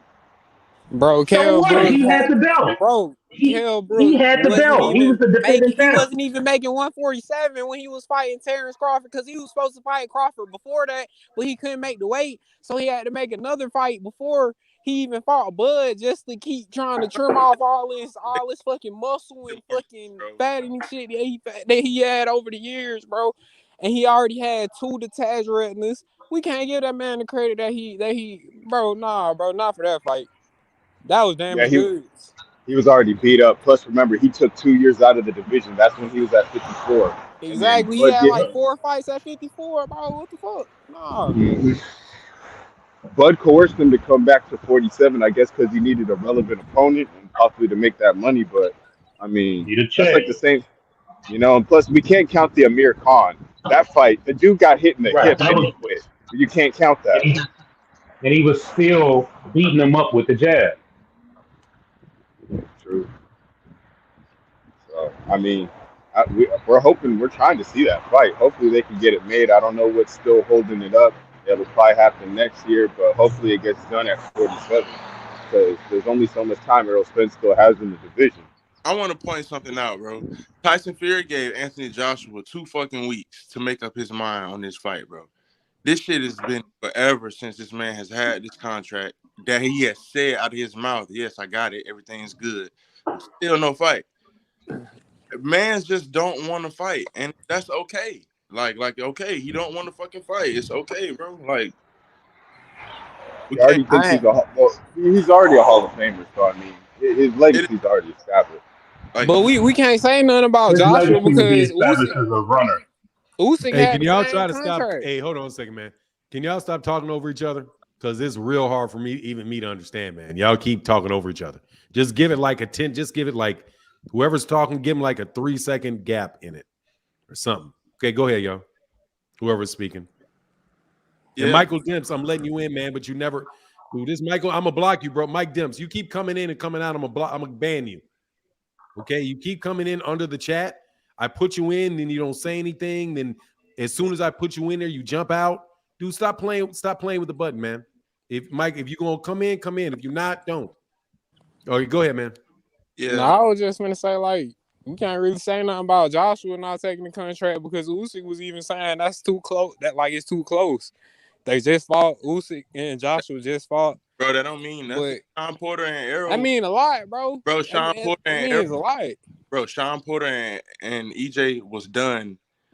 When EJ got in the goddamn ring and called Sean Porter out, the fight was already done. I'm talking about.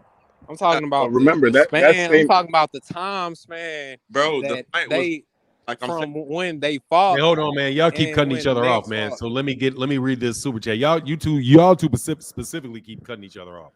Hold on a second, man. Xena360 said, my theory on why Bud got Bud so bad was Gamboa is because he's weight drained, which affects your punch resistance. He was always the bigger man except Postal. Bud always been a true welterweight. That may be true. Also, Bud does not have 10 consecutive knockouts. Just a fact check. He's got 9. He's got 9. Didn't you say 12 consecutive knockouts there? I said 11, but you 9, 11. That's not. It's not 9. But then there's 2 knockouts before that. But he has 9. From Postal was a unanimous decision.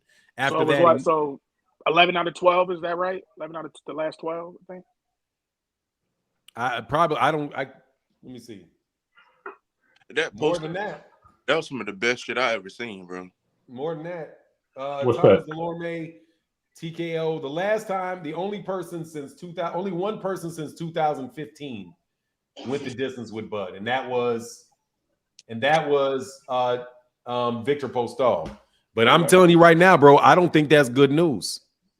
I think that's bad news for Bud. He's only had to go the distance one time since 2014, man.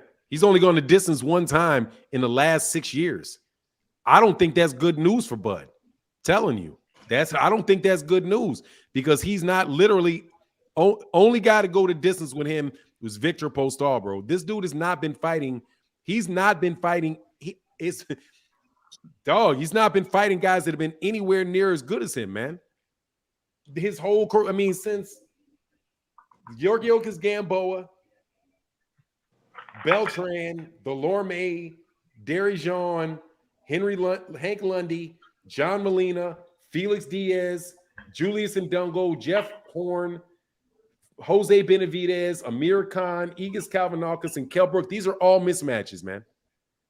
These are mismatches since 2016, man. You guys talk like that's some man, dude. That don't, to me, when I look at a dude when I'm looking at this, just the way that I take it, is this dude ain't never had to actually have somebody. He's not been in an even fight in the last 6 years. And that could be very well because of how good he is, but could also be good because these dudes none of them dudes is like that, man. None of these dudes. None of them.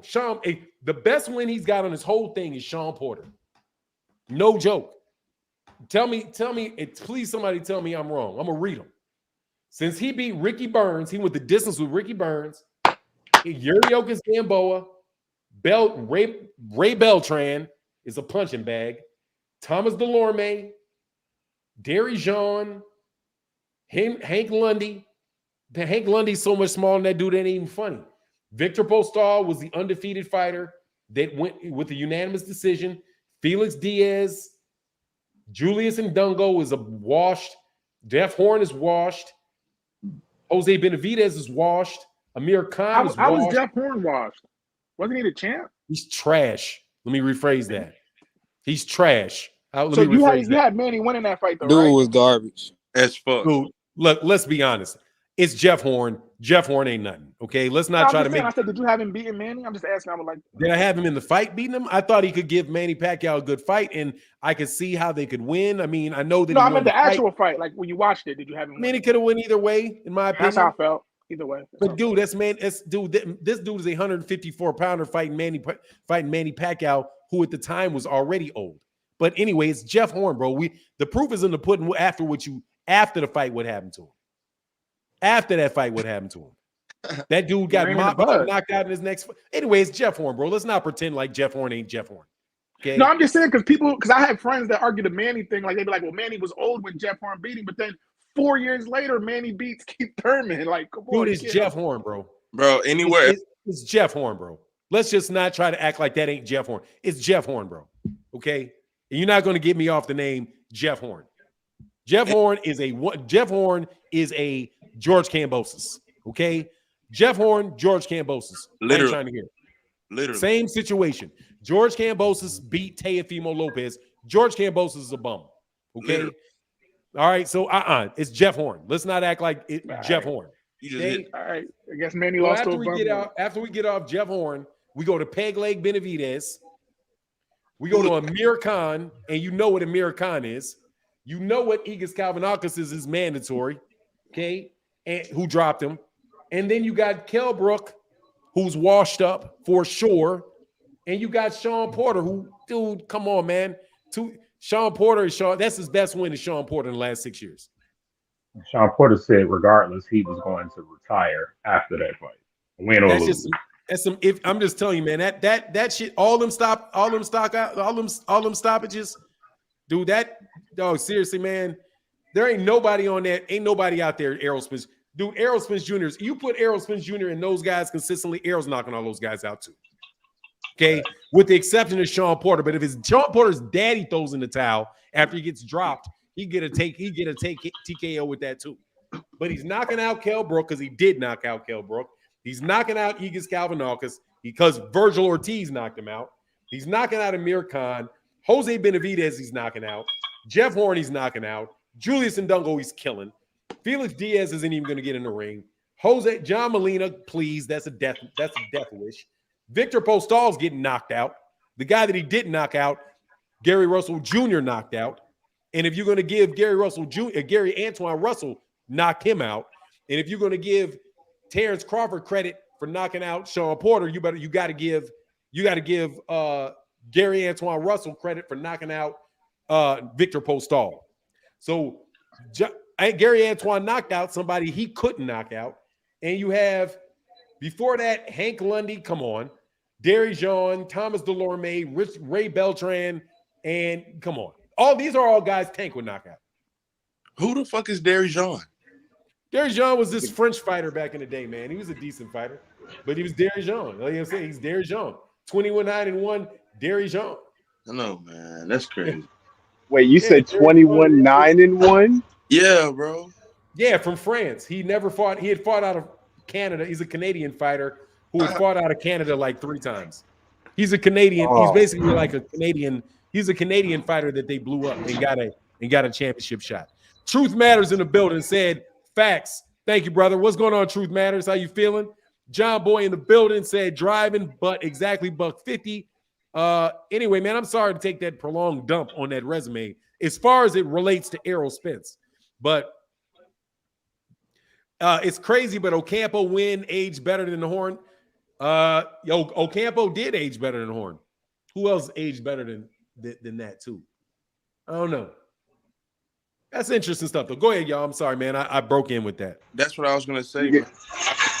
Bud in the fight. See, I'm a Bud fan too, but I'm more of a Spence fan than I'm a Bud fan, and that's apparent. But see, I've never watched the Terrence Crawford fight where I was worried about the outcome. I ain't never had anxiety on a Terrence Crawford fight except this last Sean Porter fight because I thought Sean might knock his ass out the way he was getting hit. But other than that, man, I turned the fight on knowing what the hell is going to happen. With Errol, not so much, man, because shit, I was on the edge of my seat with the Sean fight. Shit, I thought Danny might knock Errol ass out if Errol wasn't the same fighter. What about with Mikey Garcia? With Mikey Garcia, I just knew it was a size difference, bro. And the size is too much of a size difference. And Mikey's not fast enough to keep up with Errol. Like, that just was a mismatch all around the board.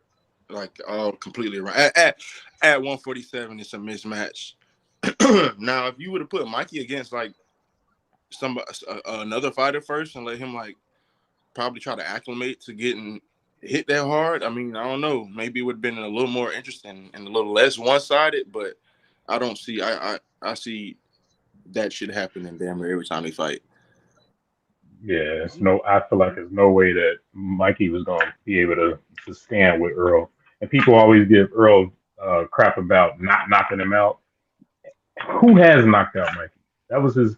That was he got destroyed that fight, round for round. It could like honestly, if that was, I think he got worse. Maybe he didn't get dropped, but I was gonna say I think he got it worse than Sean did against Bud to get that fight stopped.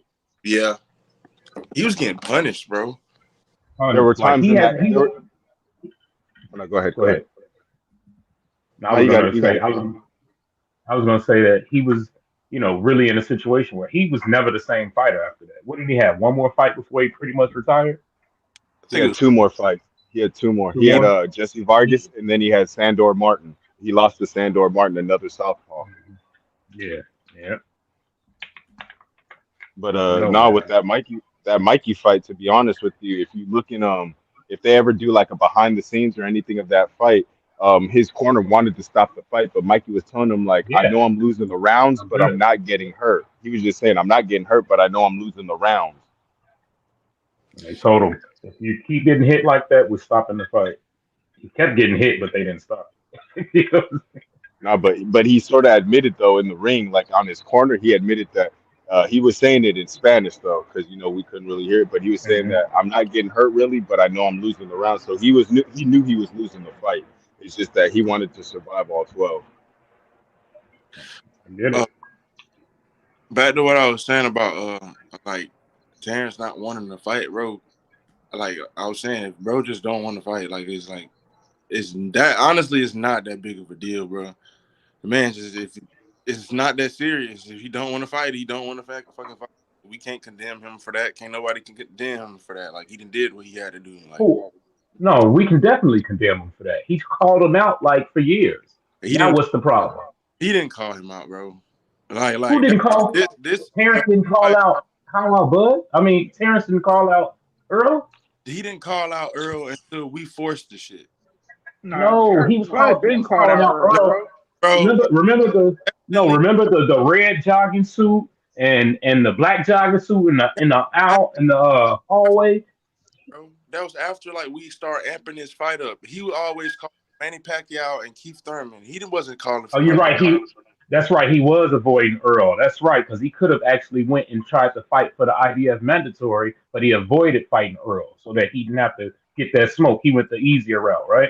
I don't think I wouldn't even say he was avoiding Earl when he was at 140 because, bro, I wouldn't say he's avoiding him for simply this.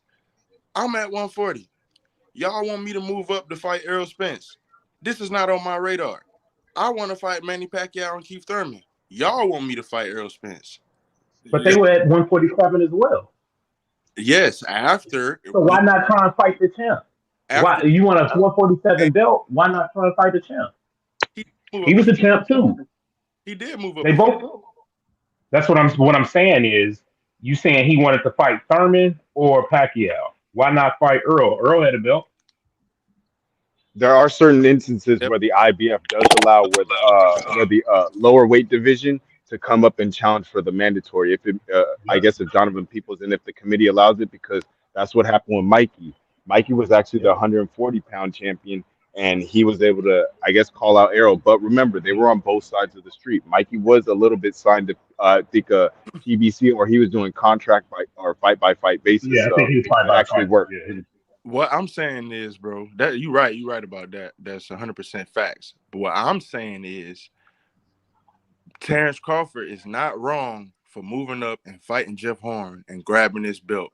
Just because us as fans would have rather him move up and fight Errol Spence than to move up and fight Jeff Horn does not mean he's wrong. That's our opinions and our feelings. That's just 100% truth, bro. Because if that's the case, Jamero Charlo doing the same thing right now. He won't move up and fight David Benavidez, but he'll move up and fight Canelo Alvarez. Well, Okay, that's remember money. with the real Canelo, That's that's a money. go ahead, guys. real quick, you got to understand the reason why he moved up and fought Jeff Horn is because he was the WBO super champ, so he could move up to get that fight. He could have moved down and moved up and got that fight right off the bat. So that's what he did to get the Jeff Horn fight. He wasn't the IBF super champ, so he couldn't get the Arrow fight just like that. I Yes, mean, he could so have, bro. That's not is there true. an IBF? I've There is never no heard of an IBF IBF series. Yeah, I super don't. That's super what I'm saying. shoot. I don't think there is one. Like the WB, I know that because they just made it with the franchise belt at But he was WBC. Bro, in We all every know weight but he was class. undisputed. Go. so we all know he could move up to get the Jeff Horn fight. So he got the Jeff Horn fight. Then when y'all talking about the whole they red hoodie, black hoodie thing, you hear Errol admit, he said, I'm gonna deal with everything on my side of the street before I go to yours. That's cool. But as far as we talking about like this, do y'all I hear what my man said. Do y'all all believe that Terrence don't want this fight? I'm Like he don't starting to want to think get so. you think he don't want to get in the ring with Errol Spence? It's not a You're financial making it thing. He hard to just don't do. want to get. He just don't want to get in the ring. Hey, I think he I wants to wonder. get in the ring, but okay, you got it. I feel Now, like, OG, bro, I feel like it's this. If you dare me to do some shit, right? And I really don't want to do this, but you pull out a big ass wad of cash out your pocket, and I'm like, JB, go ahead and do this shit, bro. Do this. I'm like, man, all right, bro, it's tempting, but shit, you gonna have to throw a little something more on that shit. And you be like, man, this all I got. I'm like, well, shit, I can't do it. If you throw a little more on it, I'll do it. But if you're not, then I'm not doing it, bro. I feel like that's the situation we in. I don't think he necessarily wants to fight Errol, but I don't think he will bitch out. I mean, he's kind of leaning towards the duckish, like he's starting to look like the biggest. If he ducked this fight, this man is the biggest duck in boxing history, man. But Wow. I'm giving him the big. I wouldn't call him the biggest duck What's in a bigger history. duck? But he's a duck. Riddick Riddick Bowe, Bowe and is not a bigger Lennox Lewis. duck. Lennox Lewis was already undisputed. No, he Nah, wasn't. but Riddick Lennox Bowe Lewis threw the wasn't belt in the undisputed. trash. How No, can he was AJ not. and how can Wilder. Lennox be undisputed and AJ Bo and put the Wilder's a belt in bigger the duck. AJ and AJ Wilder, and I'll Wilder. take that one. But that Lennox Lewis shit is not a bigger duck than this Terrence Crawford. Bo put the belt in the trash? What the fuck does that mean? That's the biggest duck in the world. He literally said, "I'm not fighting you," and put the belt in the trash. Terrence Crawford just asked PBC and Al Hammond for transparency. That's the equivalent of the same shit. No, that's not. Because Who now you're else in looking at. history? Who else in PBC history has had transparency other than Floyd Mayweather? Not What are you about to talk transparency. You're about? talking about approval of expenses. Nobody else. Transparency is one thing. With Bud, according to what they're saying, he wants to approve people's expenses. What? That's bananas. So, but go ahead, man. I'm sorry. Who else in their history has had that authority besides Floyd Mayweather, who owns probably half of the damn company? We're doing a lot of probably, man. I don't think nobody's scared of no Spence. But okay, who can you tell me? Can you answer the question then? Who I else did. has had Riddick that? Bowe. No, I don't know nobody. I guess I don't know nothing So about that's transparency and stuff. But his contract is like, I don't what know how that contract? contract is going. I don't know what that negotiation is like. So I don't know what all that means, bro. I don't know. I'm not one of these people that get on here. When y'all get to talking about the money part, I don't get on there and act like I know I didn't about say nothing about money. You did. You just brought up the contract and him what he asked for. That's a money ask, Bro, right? money. No, I'm him asking. asking. Hold on, bro. You asked me a question, then you talk over me. If I'm asking to see what is being spent, that's a money issue, is it not? Or No. am I wrong? Okay, I guess I'm wrong. Like, bro, I just want to know. he's not. He agreed to the money. What are you talking about? All right, bro. So if he agreed to the money, then why is he asking to have approval over what's getting Because he spent? don't want to fucking fight. All right, bro. That's what you believe, bro. But I don't think But people that's believe the that, only. bro. What else is it? Bro, I don't think that Bud is scared to get in the ring with no Spence, bro. He's just trying to get the most dollars he can possibly get. This shit ain't Bro, rocket that's what science, I've been bro. saying the whole time. No, it's not. Me trying to get the most money I can get and me being scared to fight him is two different things, bro. Bro, did I not? Well, two things can be true at the same time. Did I not? You're trying to get the most money that you can for the fight because you are afraid because you know it's the highest risk fight that you have in front of you. You don't think you're going to walk through them like you're doing everybody else. Two things can be true at the same time. We used to say this dumb stuff with Floyd. Oh, Floyd's scared of Manny. Floyd's scared of Manny. Floyd was trying to get the best deal he could possibly I ain't never say that. I didn't say you did. I said, but don't act like you never heard it. You never heard That it. situation way different because they Bro, was trying to say hold on. Floyd was scared of Manny. Here's a Floyd wanted that man to get some steroid tests. Drug And Manny test. was claiming, because Freddie Roach already said it, bro. Freddie Roach said Manny didn't want to take. He didn't want to take the steroid test. Man, he was scared of needles. All Here's this a stupid shit. That's what I'm here's a saying. perfect example. Here's a perfect example, which would be Cody Crowley versus Jaron Ennis. Cody Yep. Crowley was, I believe, at the number 2 or number 1 position, and what he said was they were trying to line up Boots, who they're on the same side of the street. Cody Crowley said, "I'm asking for 8 to 10 million to fight Boots." Now, as an undercard fighter, there's no way I will pay you $8 to 10 million to fight Boots. There's no way, but that's actually stated. That is more of a financial done. Yeah, that's a fact. Yeah, I agree with that.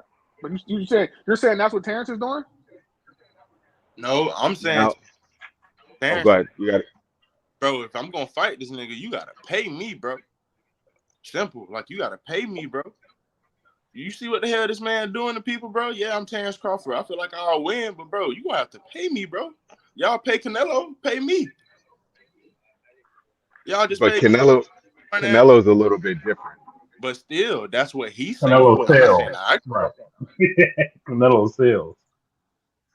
I don't agree with that shit.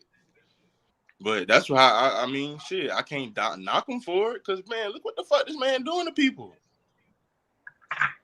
Sounds like some fear in there. Yeah, I mean, I look at it two ways. It could either be fear or he could either be smart. Bro, I know for a fact that I'm not scared of not one soul on this planet.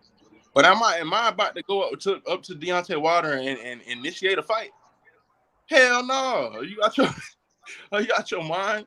Like that What if means I throw a bag? What if I throw a bag of I don't money how big is that bag of money? at You see what When I'm I saying? say fear, though, here's my thing. I don't think they fear the lose. I think it's the embarrassment and everything that comes with it.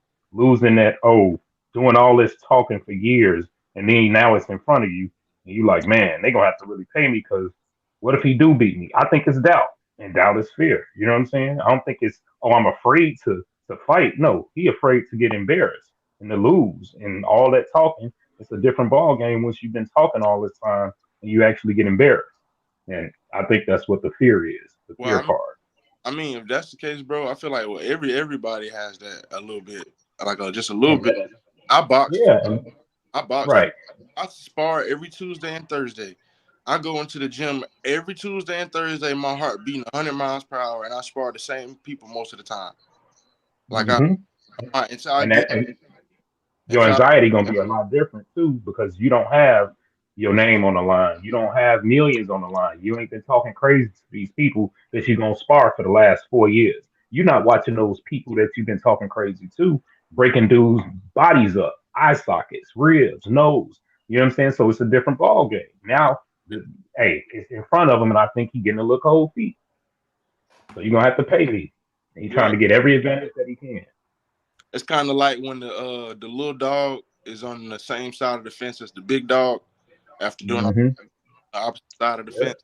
Oh my God. This is getting I out of feel like I control. honestly.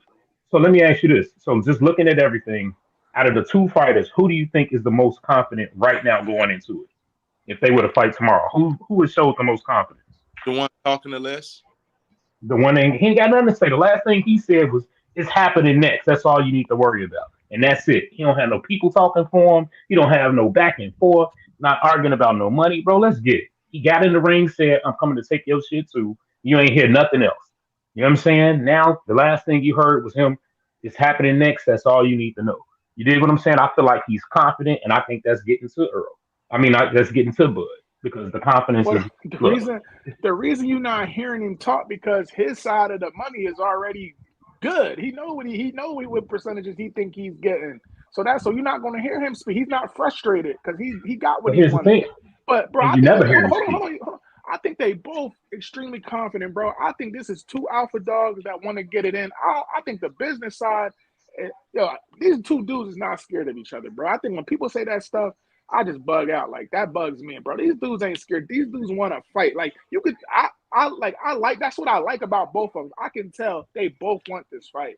You know what I'm saying? Like Errol not scared of Bud, and Bud not scared of Errol. Man, when they get in the ring, they gonna do what they do. This is just a financial thing that's taking time. I mean, for God's sakes, it took 5 years for Manny and them to make the damn fight. You know what I'm saying? So and Floyd got in there and Manny got in there, and when you watch that fight, I knew it was gonna be a one-sided fight, but nobody said, "Man, Manny's looking like Manny's scared of Floyd. Floyd's scared of Manny." No, it's No, just I you know. always felt that Manny Yeah, was scared. You yes, felt like Manny was scared of Floyd. I always felt like that. I also did. Always. Not only that, but when you look at it, speaking of Manny, that's one thing that you got to remember about Earl. He don't talk about fights leading up. That Manny Pacquiao fight came out of nowhere. You know what I'm saying? Everybody thought Terrence was arguing about it. He was gonna get the fight. Then you had dumbass Ryan Garcia talking about he was gonna fight Manny, and it was just shit everywhere. Then what happened? Out of nowhere, the fight was made. Earl got the fight. You know what I'm saying? Granted, he didn't get a chance to go through and fight him. You know what I'm saying? Because of the eye injury. But he don't do no talking about it. Look, I said we're gonna fight. Let my people have it. But it's You know not what like I'm Earl's not saying? talking because he's not scared or not confident. That's his personality, bro. Some people just don't talk. We Hey, know some quiet punks. We know some quiet punks, but Earl's just not. We know Earl's not a punk, but he's just not a loud guy to begin with. That's not neither of their styles. I Uh, just I don't know. I see Terrence do a lot of talking. He the Terrence one been everywhere. calling them out. Terrence has been He's the one that like everywhere. recently. Shit. Mm-hmm. Yeah. you said every week Bud is talking. No, I said he's been everywhere lately, bro. Talking shit. He's trying to build up that profile so he can He try and did. get some more He money. did posted a mic drop on Twitter talking about all his accolades and some of what else do I need to do. Pretty much saying, Mm-hmm. bro, like why would you say that if you're Because he's not trying to win. He's trying to win. He's trying to win it publicly, bro. We know win what But he he. what? said he didn't need to fight. No, he said at the end of that mic drop, what else do I need to do? I don't got nothing to prove. What are you I trying? don't need to fight. Because like I'm gonna be honest with you, where I'm at in the United States, bro. Most of the people around me think Terrence Crawford gonna beat Errol ass. That's because they don't know boxing. Nah, ain't no boxing. What are they? What is he trying to win? Hey, I mean, if you know, then you would be. let's not act like a 2-time undisputed champ is not a big deal, bro. I mean, come on, So we what? gonna know. So being the first 3 times is not an accolade that he should Trying to want to man, aspire to do. like I'm asking, what is he trying to Hey, win? let me get these super chats real quick. John Boy said transparency is a must. Approval of cost. Y'all tripping? Man, dude, that's what I've been saying. John Boy in that super chat said, man, he's scared of Vada. And I got to get my man. Hold on one second, man. Where you at? Truth Matters back in that super chat, brother. Thank you so much for the support. Said I agree. It's business part in it's the business part in the way they're not afraid of each other. I agree with that. John Boy in the building says, man, us Asians was behind Manny till his forehead started growing straight growth hormone. Yeah, Manny was bugging. All right, y'all go ahead. Much love. Thank you so much. Thank you so much for that support, John Boy. And also, again, my man, Truth Matters in the building. Go ahead, man, because let's get these last statements, man, because I got to roll out of here, man. I got to go do something with my son before I get ready for these fights that happen in not too long at all. And we're going to get these last predictions for these fights that are coming on. What's up? Can I ask you a No, I question? was gonna say, how do we watch? Do you know which fights are first? Hold on one second. Somebody said, can they ask me a question? Then I'll let you know. I'll answer that second question. What's the question? I was gonna ask. All right, as a fighter, this is the problem I had with this Gary Russell Devin Haney situation too. If the supposedly the terms or the contract or however they, because people word them, they mix them up all the time. Mm-hmm. If the terms are not how you would like them to be, instead of just saying fuck this, I'm not doing it, why don't you send them what you would like, bro?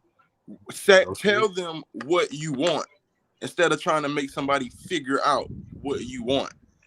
Like, I never understood that. That man Terrence has been doing this shit for months, like making people try to figure out what he wants instead of saying, hey, I need this amount of money, I need these gloves, I would like to fight here, show me proof of this, and I'm gonna sign this goddamn contract. Instead of doing weird and say, oh, we're in negotiations, bro. Negotiations can be, hey, he can send Errol this. They send him a contract. Errol, you can't wear white gloves. You can't wear white pants. Send it back. What the fuck, bro? Like what do you want, bro? Like, what do you want? What's the question? I'm asking you. Does What the, do I think? the Let me tell you fighter's what I think about it. I responsibility? think that there's a big difference between what they're actually doing and what people are talking about on YouTube. More than likely, what happens is what's going on is that that Bud as a manager, probably Bomac, and Arrow has a manager who is Al Heyman, and they are going to talk about fighting, and they are going to do that. They're going to have a document. This is why I'm saying when these guys are all talking about what was signed and all of this, you start off with, okay, do you all want to fight? Yeah, we want to fight. And then you have all of the different things that you got to take into consideration. Bud was very clear about the things that he didn't want. He doesn't want to fight in Dallas, Texas, for example.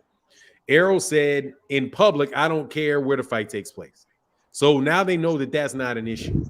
As far as how much money is offered, I don't know what the specific timing of that is, but that is going to have a lot to do. Aubrey Grant said, this is a Bud Haters channel. Bro, look, man, you are a guy that's going to leave, bro. Okay. All right, just stop it, man. We got a bunch of Bud fans up on this channel, man. There's just as much air given to Terrence Crawford as there anybody else, man. But anyway, so they're gonna go through whatever process that they have, and that thing is going to be on an electronic document, probably a Microsoft Word document that they're both working on at the same time. You know what I mean? So it's not like these guys are going to do a lot of that unless they're actually sitting at a table. They get on there and they got their people that are representing them, and they say, okay, well, we want 20. What's the money looking like? Now, this is negotiations. So a lot of times cats are taught to come in very high. So, for example, the rumor was that Bud was asking for $20 million a fight. That is a standard negotiation tactic where somebody says, I'm going to ask for something really, really high, knowing that they're going to counter. But most times when you start high, you wind up ending up higher than you would have if you started low, right? So he probably started high, and then so they had to work through whatever to wherever they could meet, where it could be reasonable. But at the same time, they're going to talk about all those other topics at the same time, because they'll say, okay, we can't agree to $20 million. Okay, that's not off the table. That's off the table. We can probably give you $2 million in guaranteed money. Okay, well, I'll go back to my client and see what we have to say, blah, blah, blah. Okay, but now let's move. Since we can't come to conclusion let's get to this one. All right, what about the location? All right, we want to have the fight in Dallas, Texas. My guy doesn't want to have the fight in Dallas, Texas. He says he wants it somewhere neutral. Okay, that's not that big a deal. Arrow said, okay, the fight can happen anywhere. However, you do know that you're going to affect the revenue for the fight by that. So if we can't have it in Dallas, then we're not going to be able to offer you $20 million or even the $3 million we think we can offer you if we're not able to have the fight in Dallas, because that's going to affect the money. Okay, well, we'll see about the venue and all of that, but at least we agreed we're open to something other than Dallas. Then what other issues were there? So that we know, there was the rematch clause. Arrow's going to get a rematch clause, right? Well, Terrence wants a rematch clause as well. Okay, well, then we'll do that. Is Errol okay with giving Terrence a rematch clause? He's fine with giving Terrence a rematch clause. Is Terrence okay with giving him a rematch clause? He's okay with giving him a rematch clause. So you check that box, right? So you check in that particular call that you're having or that meeting you have, you try to check as many boxes off as you can get off. And then all of those over time, over a few weeks, a few conversations, you'll negotiate yourself into getting a lot of that stuff settled, but then you may well still wind up with the big thing that, that's where you have a real issue, which is what's my cut of the pay-per-view or what is my guarantee? And after I agree to that, well, okay, I'll agree to that if I have approval over all the expenses. And then they're going to say, no, I'm never going to give you over approval of our expenses. Never. So that's how the negotiation will go. Where Mike Coppinger is getting his information and where what's the guy's name? Lance Pugmire and these guys are getting get their information. They're getting their information about specific terms and specific things that they're working on. That's why Mike Coppins will say, well, I've heard that they've agreed to all material terms. Well, they've agreed to all material terms or all terms, because there's a difference between agreeing to everything and agreeing to everything that you think is that that you think the other person thinks is important, but you may not have agreed on other things. So at the end of the day, none of this conversation going on YouTube or going on Twitter is really doing anything but giving you echoes of what's going on in a negotiation where they're probably literally talking about all of this stuff at the same time, but sitting things to the side just to make sure that they can go through everything, right? Get to, because that's what you do. You get to agreement on everything that you can get to agreement on, right? While you're talking about the money. Okay, well, we're talking about the money. Do you still want to keep? Yeah, I still want to do the negotiation. Let's just table this for the second right now, and let's get to these other issues. And that's what can happen over the course of 3 or 4 months. The way that I see it, though, is that Terrence Crawford's camp, I don't think that they're ducking. I think Terrence Crawford's camp was trying to influence the negotiation by leaking a lot of information about what is being talked about, and trying to use public pressure to influence the negotiation, right? By putting them under pressure by saying, well, everybody knows that Terrence already agreed to all of the money, so what's the holdup? Well, how do you know that? Terrence Crawford's team leaked that. All that information came from Terrence Crawford's camp. I guarantee you, right? All of it. So they're trying to put it out there in the media that Errol is the holdup, because this happened right after, at least this is my impression, because this happened right after the Boxing Voice put something out and said that Errol is going to be fighting on November 19th with or without Terrence Crawford. Like, if we can't wrap up and come up to an agreement soon, Errol's not waiting. And as soon as that happened, and all of this stuff started coming out of the media, like from Mike Coppinger, and Mike Coppinger's clearly getting his information from like Bomac. Like if I had to guess who was telling this stuff to Mike Coppinger, it's Bernie the Boxer or it's Bomac, because that's who would have access to that information. And I think that they're just trying to use it to get what they want in the negotiation, right? Where Errol and those guys are probably sitting back like, look, man, we'll wait. We'll keep talking about it because Errol doesn't want to fight anybody else, right? Errol's been very, very clear. And the one thing Errol said is that I do not want to fight Keith Thurman. I said never. It's not going to happen. And I want Terrence Crawford next. And we can wait around forever and a day to get this fight done before I fight anybody else. Bud is clearly the one that wants something else out of the negotiation. That's no doubt about it, because that's what Letitia Crawford said. That's what Bernie the Boxer says. That's what Mike Coppinger says. That's what Bud himself has said when he said that there's more things that need to be worked out. So what we know, because this is coming out of everybody on that team's mouth, is there's things that Bud Crawford is not happy with about that contract. And Errol is not willing to just drop the negotiation. So on the negotiation goes and goes and goes. And it's going to go until Errol does this. Until Errol is out in public literally saying, I am giving a deadline to Terrence to agree to this fight. And that's the only way we're going to get past. So my take on it is this. It's Errol's fault that this negotiation is continuing. I think it's Errol's fault that the negotiation is continuing. Because if Errol said, I am going to fight somebody in December this year, whether it's Terrence or not Terrence, I think Terrence is BSing. And I think we gave him a fair deal. I'm fighting somebody else. If he says, hold on. Yeah, I'm on my way, man, in about 5 minutes. Thanks. No, I'm picking you up, bro.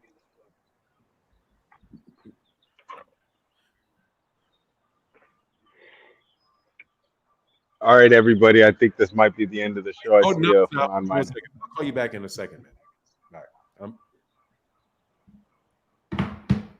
All right. Yeah, I have my son trying to sneak. He always be trying to extra stuff. Sorry about that. That's my son. I love him to death.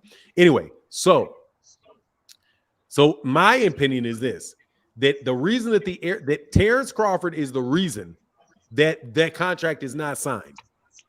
That's my belief. Errol is also the reason that this stuff keeps getting continued.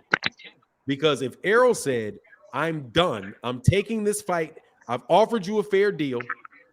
If you don't say yes by this date, I'm going to fight somebody else. Because by doing that, and them talking about negotiations, I'm not talking about who you like and this and that and the other. Errol, by doing that, would put Bud in a situation where Bud has to say yes or no. As long as Errol is not willing to fight somebody else, Bud has leverage to continue the conversation, and everybody involved will continue the conversation. Because what else is there to do? Errol's not fighting anybody.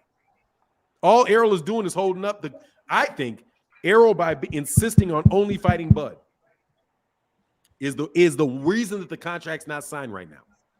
But at the same time, he's not somebody that is going to play games. He's very serious. I want Errol. I want Terrence. And maybe the type of person say, nah, I don't want to play that type of game. Because if he walks away, then I got to fight somebody I don't want to fight. That's what it looks like to me, in all honesty. You're right. I think you're right.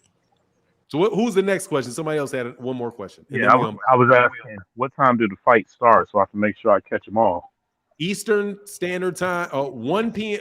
I think it's 1 o'clock. The very beginning, not the main cards, starts at 1 o'clock on ESPN Plus for the women, for Clarissa Shields, Savannah Marshall, Alyssa Baumgardner, and Michaela Meyer. I believe that the first fight comes on somewhere around 8 p.m.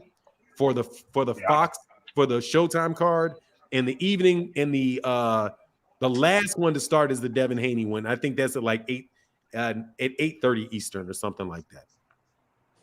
Boxing, let's go. That's it. Zach said, you must admit that was good. Oh yeah, I'm telling you for real. That's what I see, because Errol said they've said that they've accepted everything, that they're cool with it. Bud says there's extra things that they want. Now, what it is, I don't know. It could be the transparency, it could be more money, it could be whatever it could be. But Bud is clearly saying that there's other things that need to be worked out. If Errol said, I'm gone, I'm fighting somebody else, then Bud has to make up his mind right away. Because that's all he's going to get. Until Errol says, I'm done with Bud, then Bud can continue to negotiate, and he can negotiate for the next year. And there's also the obviously the Floyd Mayweather Jr. aspect of it, because Floyd is sitting back there, and I believe the PBC, not because he's selfish, not because he's a bad guy, is sitting back there thinking, look, man, this fight can grow, bro. I've already been through this. This fight can grow. They'll be asking about this fight next year at 154. It won't even make a difference. It'll give the more you talk, the more money the fight's going to make. And according to the history of Floyd Mayweather Jr. So that's where I am. But anyway, much love to everybody in the chat, everybody in the super chat. Thank y'all so much, man. And with that, I got to bounce out of here. Deuces. Peace. Peace.